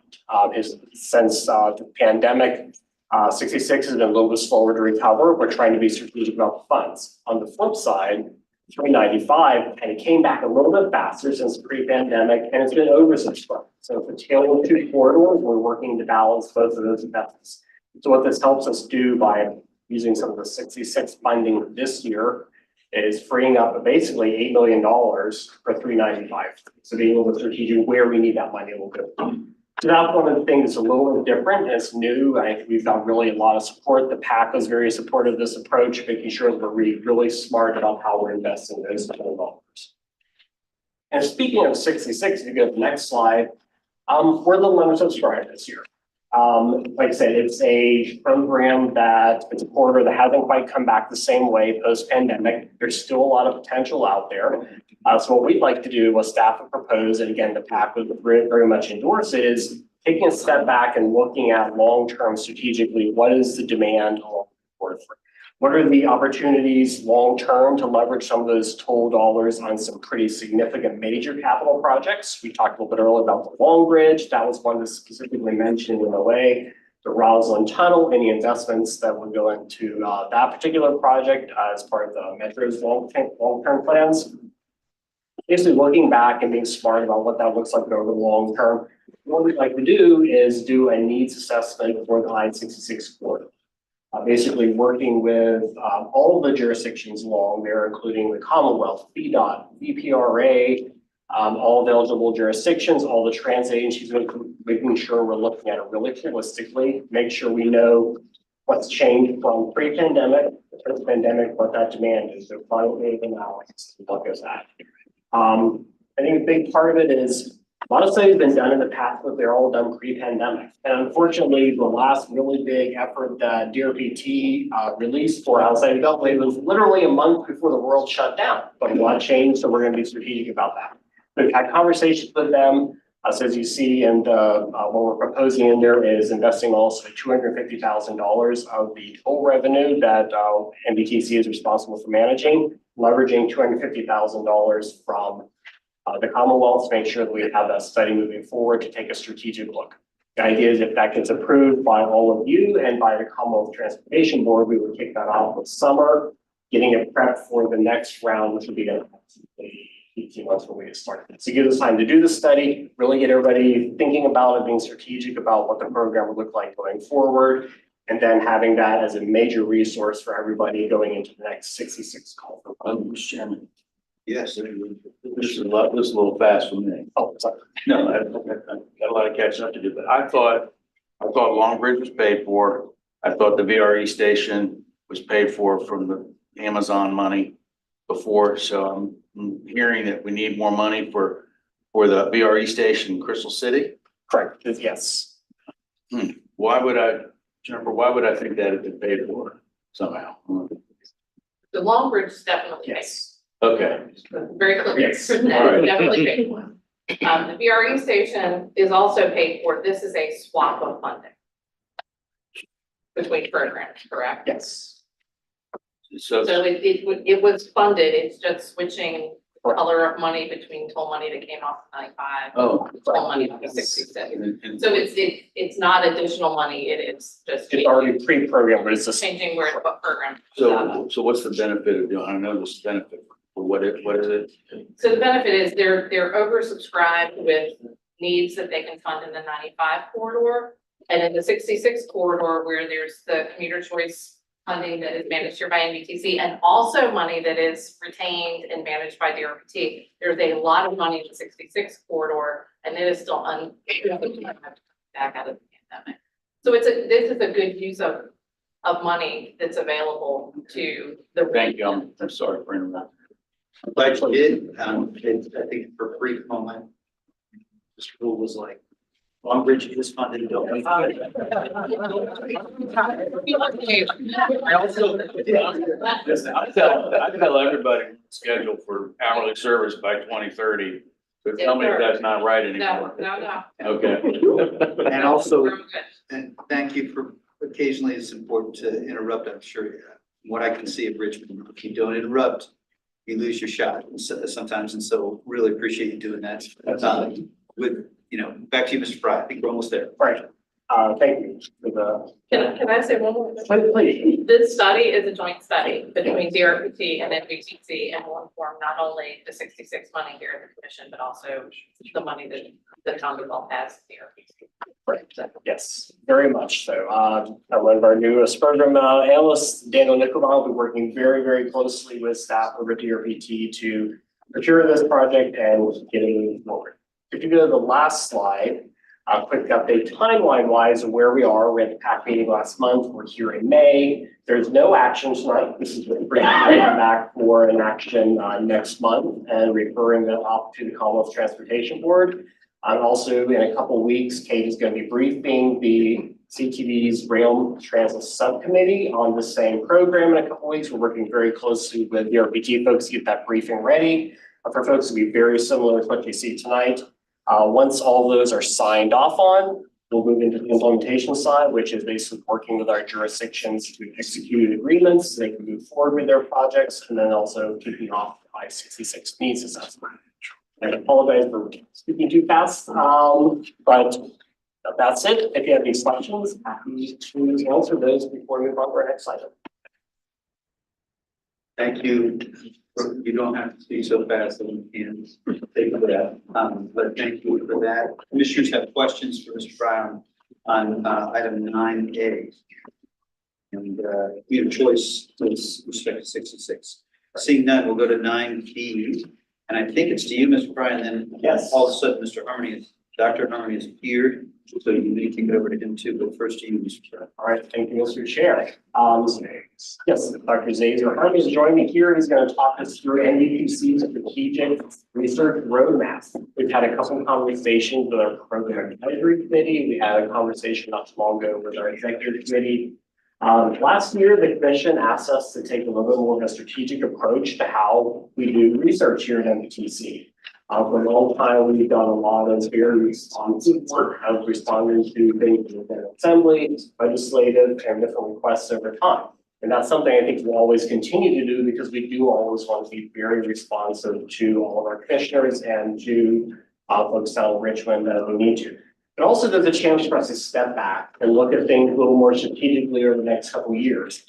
And by defining three things: what is the vision for future research, identifying broad research themes, developing a research pipeline, and then identifying opportunities for funding, always a key thing, and then disseminating that information. Because as we know, we don't want information to be developed and then just sit on a shelf. We want to make sure it gets out there. I think one of the best examples recently is the value of transit. I think it was a good example as a model. It's out there. People are using it all the time. It came up yesterday at COG, which was great. It shows up here and there, which is wonderful. That's what we want our research and our analysis to do, to take on a life of its own and be out there. So Dr. Harmony, I'm going to turn it over to you to walk through your presentation. And there's no action tonight on this. So what's going to happen, I'll let Xavier walk through the Thank you, Mr. White. Next slide, please. So I'm gonna, this project, this study is new to most of you, familiar to some of you. So I'm gonna start with a little bit of level setting and give you an overview of what this study actually does. Alan gave a bit of an intro, but I'm gonna go through in a little more detail. This graphic you see on the slide in front of you explains essentially what we want to get out of the study, as well as what kind of data and information we're using to get through this process. So overall, there's a vision of what kind of transit research themes that MBTC should be studying, or what is considered in scope, what kind of topics are appropriate for MBTC to be studying. Then we have a research pipeline. There are three parts to this. First of all, it's identifying research opportunities. Then you vet these ideas to ensure that they are appropriate, that they fit MBTC's research goals and capacity. And then finally, prioritize ideas. So as much as I'd like to do everything under the sun, I have limited time, and now my team has limited time, and so we don't get to do so much, so we have to prioritize ideas. And then to help us with doing the actual work, we have the support. That's the final thing there. There are partnership opportunities. So traditionally, we use consultants for a lot of stuff, but consultants aren't the only ones that can help with this. We should work with universities and other stakeholders or other organizations that can help us do the work. There are new funding opportunities. Again, traditionally we use the DRPT funds to support this, but they're not the only source of revenue that could help with some of this policy research. And then finally, product dissemination. How do we get the word out there? A great study is honestly kind of useless. No one knows it's happening. No one knows what the output is. So to inform all these deliverables, we have two main themes of information. One is desktop research. So this is just a fancy way of saying we looked at what others did and read what is already out there and compiled it together. There's no point reinventing the wheel.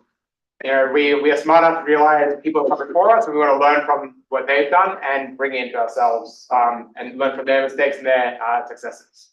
Then the other side is stakeholder engagement.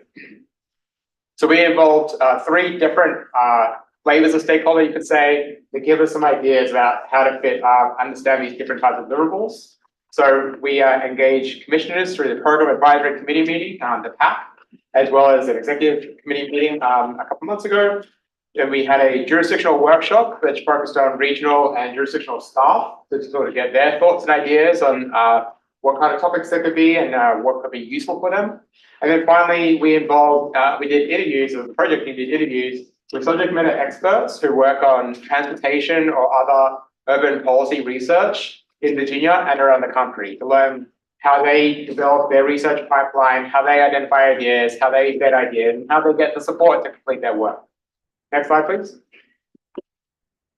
So as Alan mentioned, there's the scope of this is this doesn't affect everything. This is the focus is on the strategic side here. This means that there's plenty of research work that MBTC might do that doesn't get contained in here. So there are two main streams of research is how we're characterizing this. The top stream, stream one, is stuff that comes directly from this commission, General Assembly, the Commonwealth Transportation Board, things essentially that MBTC must do. You know, we get tasked to things all the time that, you know, these are things that MBTC must do. And so these studies are prioritized based on level of urgency. And I don't want to say there's no strategy behind that, but this is not something that comes into this this process. Stream two Ideas can come from commissioners themselves, MPTC staff, jurisdictional staff, other stakeholders. These are things where MPTC has more flexibility with, where there's more of a choice. We could do these things. So then there's a vetting process, which is what we're developing. This right now, I'll emphasize very strongly, is all about process, how MPTC is going to do this work. This isn't about what ideas are MPTC going to do. It's like, once we get ideas, how do we treat them? How do we process them? How do we develop our what we need to put this into our work plan? And then finally, studies are prioritized based on internal process. Next, please. So that's what's covered under the research roadmap. Okay, you can go on now. So what have we learned so far? Next slide, please. So this is an overview of what we've heard from desktop research and interview findings. I'm not going to read all that tiny text you see on the right. I'm just going to focus on the stuff on the left to give you some high level, like, here are some of the findings we've heard so far. So first, research agendas are rooted in larger organizational plans. That's probably not surprising to most of you, but it's good to see that reinforced, that the research goals align with the organizational goals. The consistent funding can overwhelm any strategic planning effort. That is particularly emphasized, especially like nonprofit organizations. We have it a little bit easier here at MPTC, but it's still something to be cognizant of. Strategic partnerships can better foster the quality, credibility, and reach of MPTC's research. Again, right now, most of our work we do internally or with consultants, but if we work with the university, for example, they might bring certain skills, technology, experience that we don't have internally here at MPTC that can really enhance what we do here. So this is what that's kind of emphasizing. And then finally, the presentation research findings is as important as research itself. And I reiterated that before, and it's one of the reasons why MPTC already had such a great comms team. Next slide, please. So what ideas have we heard? I mentioned we did some stakeholder outreach. Next slide, please. So starting with the PAC, the Program Advisory Committee meeting, which we had in February.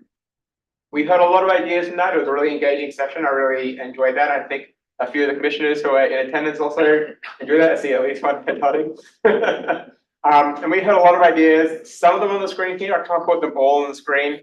But it was a great conversation. Some of the ideas that came out were like reducing travel costs, reducing redundancy, make inclusive transit for people with disabilities. I was wondering if anyone catch that. Increasing non-commuter transit trips, a lot of ideas there. Next slide, please. And then we had the March Jurisdictional Workshop. So this was, again, jurisdictional staff, different audience, but similar geography. Their issues are a little bit different, their focuses are a little bit different, but that's what we expected and why we engaged both groups. So here we see some of the different ideas that came out from this different group of people. And some of the people from this actually are in the audience behind me. So for example, there was the emerging tech came up, cost or operational benchmarking, transit signal priority strategy, last mile solutions, zero emission bus rate procurement, a whole variety of other issues that came up. So importantly, we can throw all these ideas together. Next slide, please. Which is what you see here. Blue is from the PAC and purple is from the workshop. And using all these different ideas, we can start figuring out the research vision. What are the themes that MPTC should start focusing on? What are the umbrellas, I guess you would say, will our research fall under? Next, please. So the first that came up is waiting for it. Yep, economics. So you can see a lot of ideas starting to fall under this area. Next, please. Equity, and then environment. So these are three general research themes or umbrellas that we came up with based on the ideas we heard from commissioners and from jurisdictional staff, pulling all these ideas together. One thing that was highlighted in our PAC meeting when I presented this just a few weeks ago was that some of these ideas, some of these things that came up fit into more than one idea. So some of them might fit, for example, environment and economics, or economics and equity. Because ideas can fit under multiple, it shows that they might be approached in different ways, and you'll see how we're going to use this in just a moment. Next slide, please. So I talked about how we're going to vet research ideas. Once we get the ideas in, we need to have a process to figure out, okay, what are we going to do with them? Are they actually appropriate for MPTC to study? Are they appropriate for us to actually consider it? So it looks a little bit small on the screen. Hopefully it's a little bit big on the slides in front of you. You can also look at it, the slides on the computer later, but I'll walk through this. Essentially, this is a decision-making tree. So the little circle at the top there is a proposed idea comes in, and then each of those diamonds is a decision point. So you pass each of these decision points, the idea goes through these points to see whether it's actually valid and if it passes them all, then it goes through prioritization. If it doesn't pass them all, it's not appropriate for MBTC. Now, this doesn't mean that the idea isn't a good idea. It just means that perhaps MBTC isn't the right organization to be studying it. There are other organizations in the region that do transportation or transit research. I know MBTA, for example, is starting to work on their own research program. It just means that MBTC is not the most appropriate. So, for example, we're going to start at the top. So first of all, is it transit focus? It's a very important one for MBTC. And then is it relevant to Northern Virginia? We are very geographically constrained with the work we do here.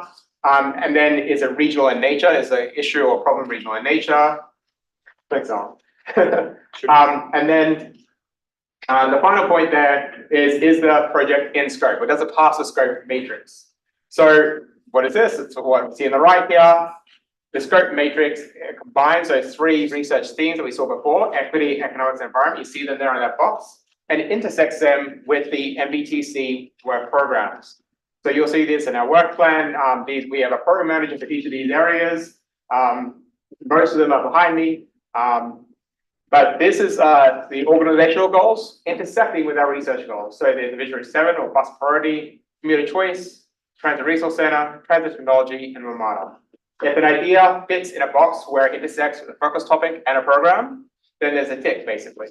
If it doesn't, then it doesn't get a tick in a box. Sometimes, as I mentioned before, some ideas might, there's more than one focus topic, so there might be more than one tick. But essentially, it can only pass this last check if it gets at least one tick in this scope matrix. And if it does, it goes then be prioritized. So this is a lot of talking. How does this work? Fortunately, I've got a couple of examples for you. Next slide, please.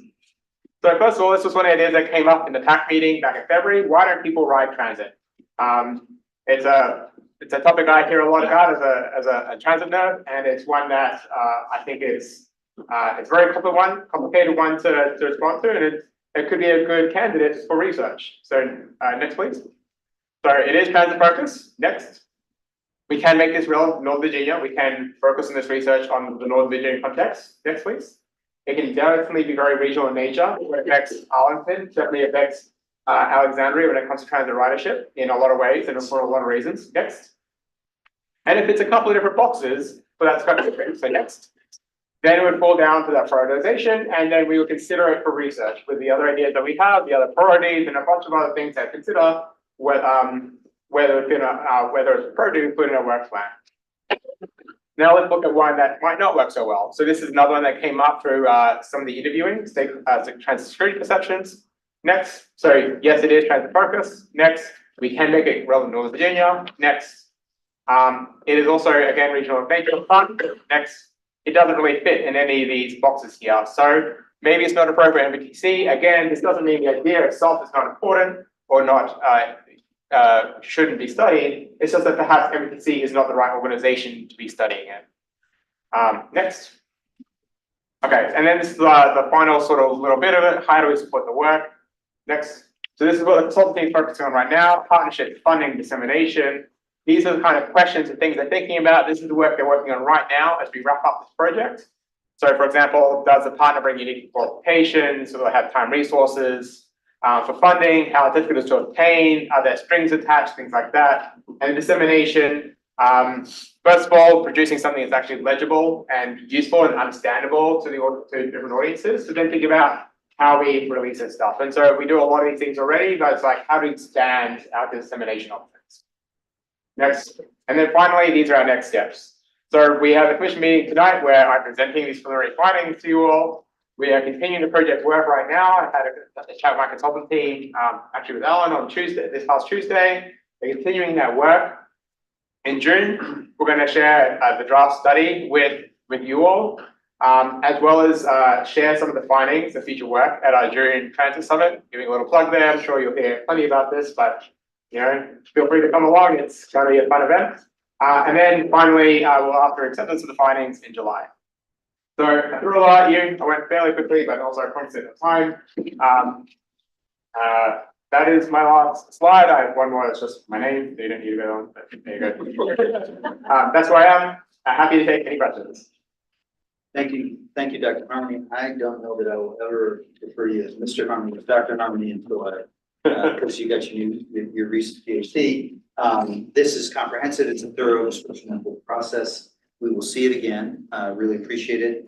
Particularly love the red circles coming up. Made me feel like we were accomplishing something here. Any questions from colleagues?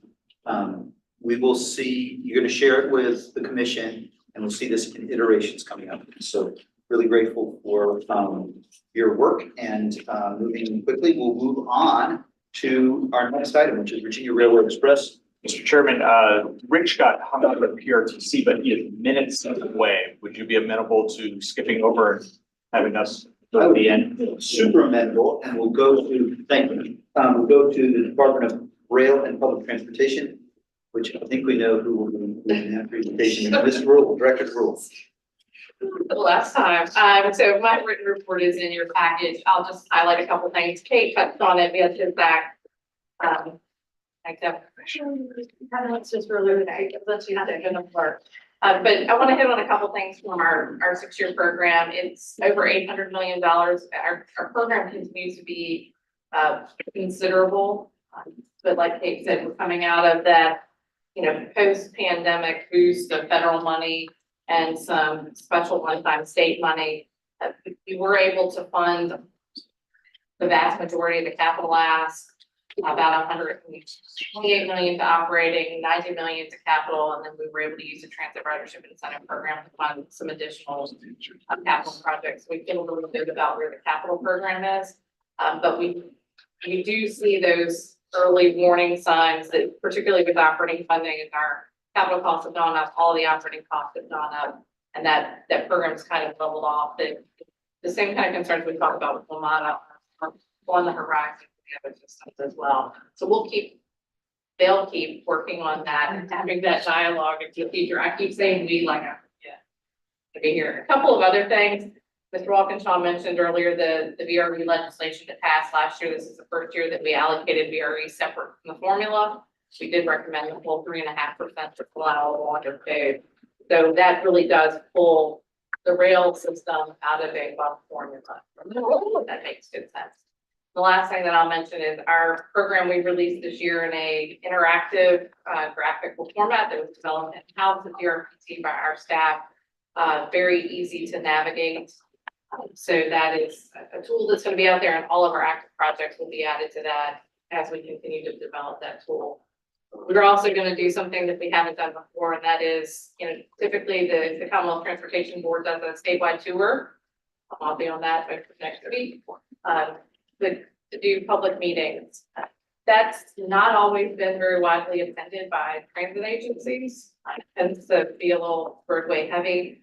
So we're going to do our own separate public meeting on May 16th. And it's going to have a virtual option. We have a lot of people that are interested in giving us feedback on the transit program. So something else that we're going to try that's a little bit different. So that is going to be on May 16th in person in the Alexandria office. Great, yes. I ask how we're doing seeking more funding from the Federal Infrastructure Act. What do we have things in the pipeline? I know we got some really big awards for the Railway Authority. So overall, last year, transit and rail, we brought in over $1 billion in federal. A lot of that was the rail, the passenger rail authority. Metro had a big $140 million. And I just had a aha moment afterwards, is that actually was a joint project with Fairfax and WMATA, and so I forgot it when you asked, but they did go into it. Yeah, so we have been very successful. DRPT just made application on behalf of a number of rural transit agencies for replacement buses under the bus facilities program. I know the Passenger Rail Authority is working on a number of asks related to the continuing development of passenger rail network. So we're continuing to move forward with those applications as they make sense. But we've been very, very successful on the transit rail side. My folks said we kind of opened the doors at DRPT and said, if anybody needs help applying, we're going to stay and help. We'll do the technical work for you.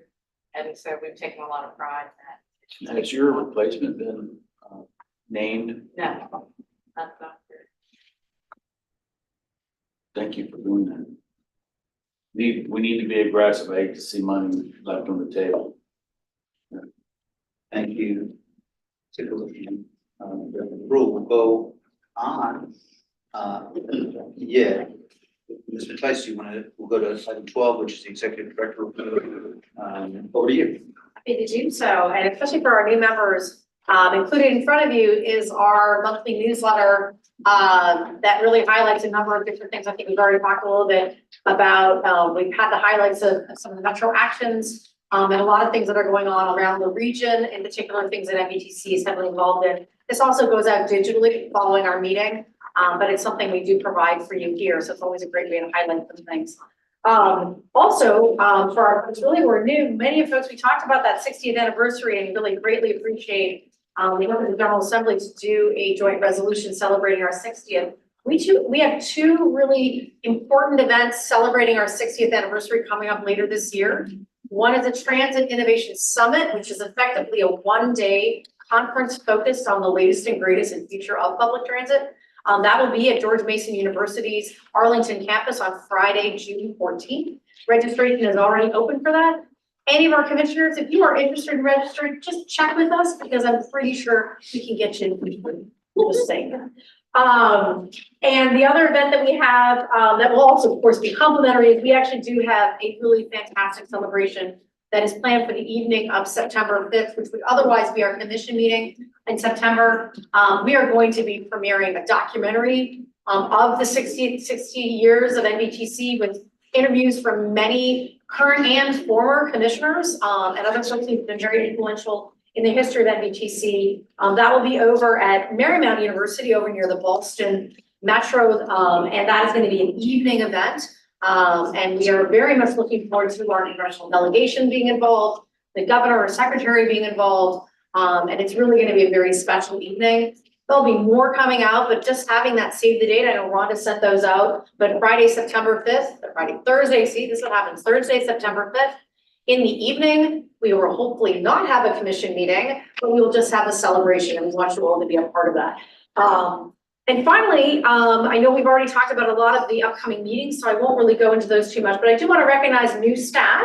Coley Tuzel, if you want to do a little wave, they're over there. We actually snagged Coley from FAMPO down in Fredericksburg. Coley is our new communications analyst, helping with all of our fantastic communications effort. I know Dr. Hermany made mention of how important it is for us to get our information out. And so the role of our communications team, Matt and Monique and Coley are really, and Robert, who's our intern right now, are really important in making sure that we can get all the information out of all the great work that our other staff are doing as well. And so we're really happy to have them with us. As I say, Coley we get both an English major and a master's in urban and regional planning and a creative visual artist. So we're very fortunate that we have them joining us. So, and so we do have, again, for our new commissioners, our financial reports are always included in here. You're definitely welcome to ask any questions.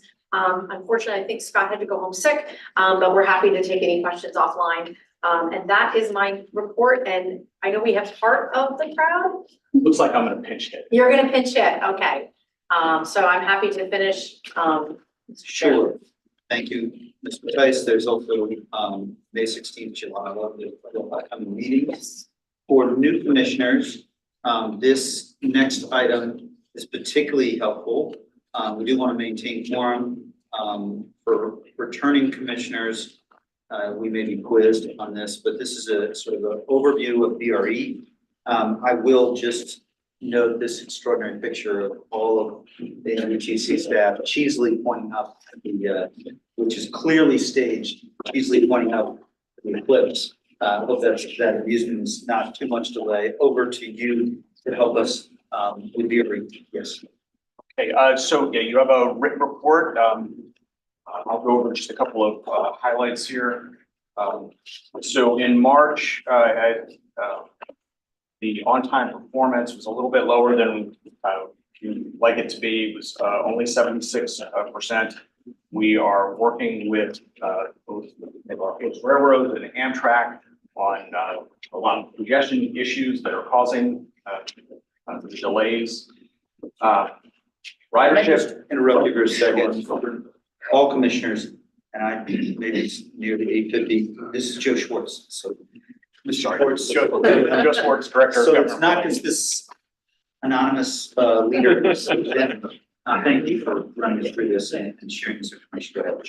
So in March, we saw a little dip in ridership. That's expected with the holidays, people up to school. The April ridership numbers, they are not audited yet, but are looking really, really strong. In fact, we believe it looks like April is going to be our strongest month since the pandemic. So ridership continues to trend upwards. So we're happy to see that. That's it for the CEO report, unless anybody has any questions. On to orientation. Bring that up. So annually, BRE comes to the commissions and just gives a kind of an overview for those that are not fortunate enough to be on the operations board, or if you're new to the commissions. So next slide. I will go through this as quickly as possible. Here is our mission statement. I won't read it all for you. Next slide.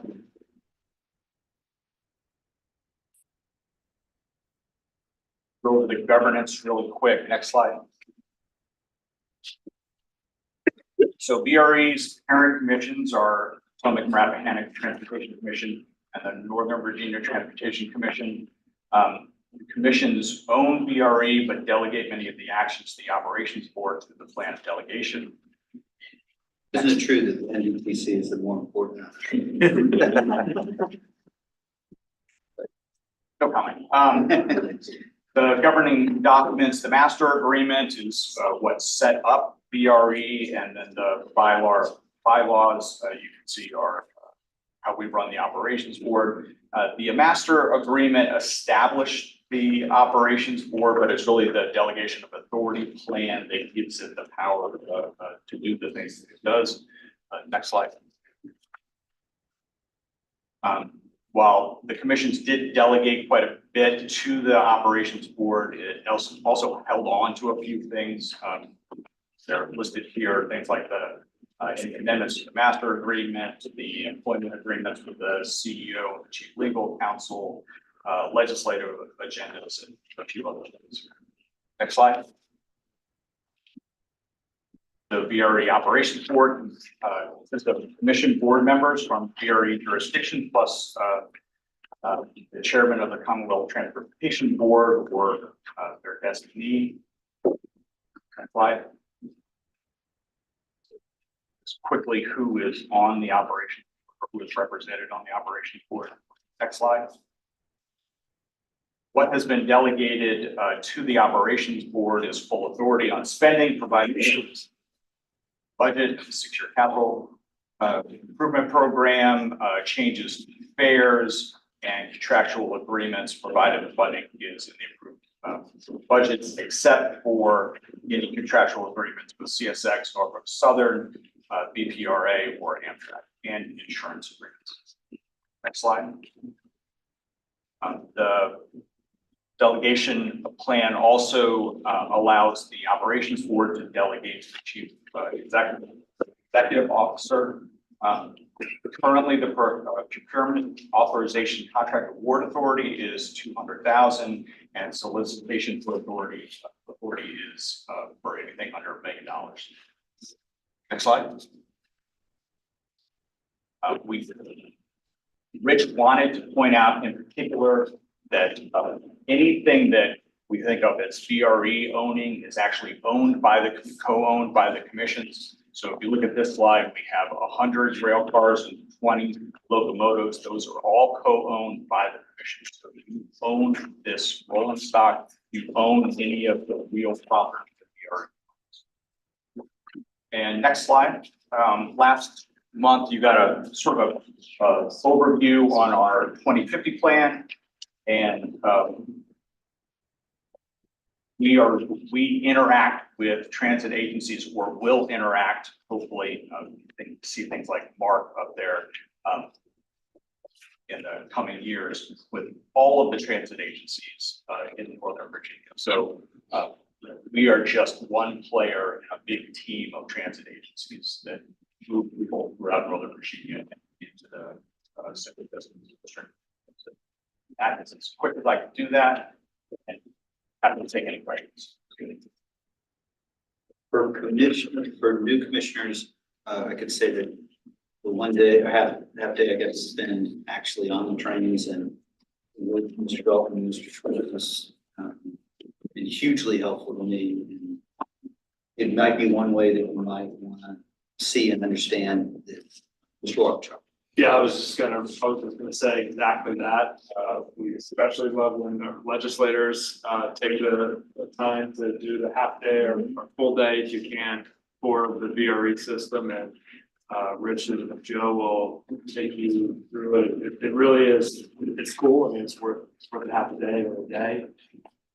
Maybe not drive the train, but we, get close to it. The delegate signals in charge of the train. Last week I was, one of my neighborhoods, Loisdale Estates, is next to the railroad track, and the big project is in my district, $100 million flyover is in my district, and there's just two roads, neighborhood roads, or that the houses have lost all their backyard essentially. And I was there with the agency and the community to come out of the houses, be right there. And I couldn't believe how many trains were going by during that period. And we had freight go by, we had, and the freight sounds a lot different, of course, than passenger rail, VRE versus Amtrak. All three of them sound totally different. And they're loud. And all the homeowners, as you would expect, claim that it's a lot louder now that they've lost all their trees. But they weren't, it's just progress, I guess, but it was loud. And they've been in these houses for 50 years, some of these people, they're an old neighborhood. This is the glory. Progress. Of local government and The tracks were there 50 years ago. I would. Yeah, and not they're many gonna, trains on. well, they're gonna get a a fourth track. They got three now, there's gonna Yeah, be there was one more probably more coming. freight 50 years ago than there is today, maybe. But the other thing I just want to say, and I'm glad we touched on the Crystal City station today. I mean, I think it's a good example of the importance of VRE from an economic development standpoint in Virginia.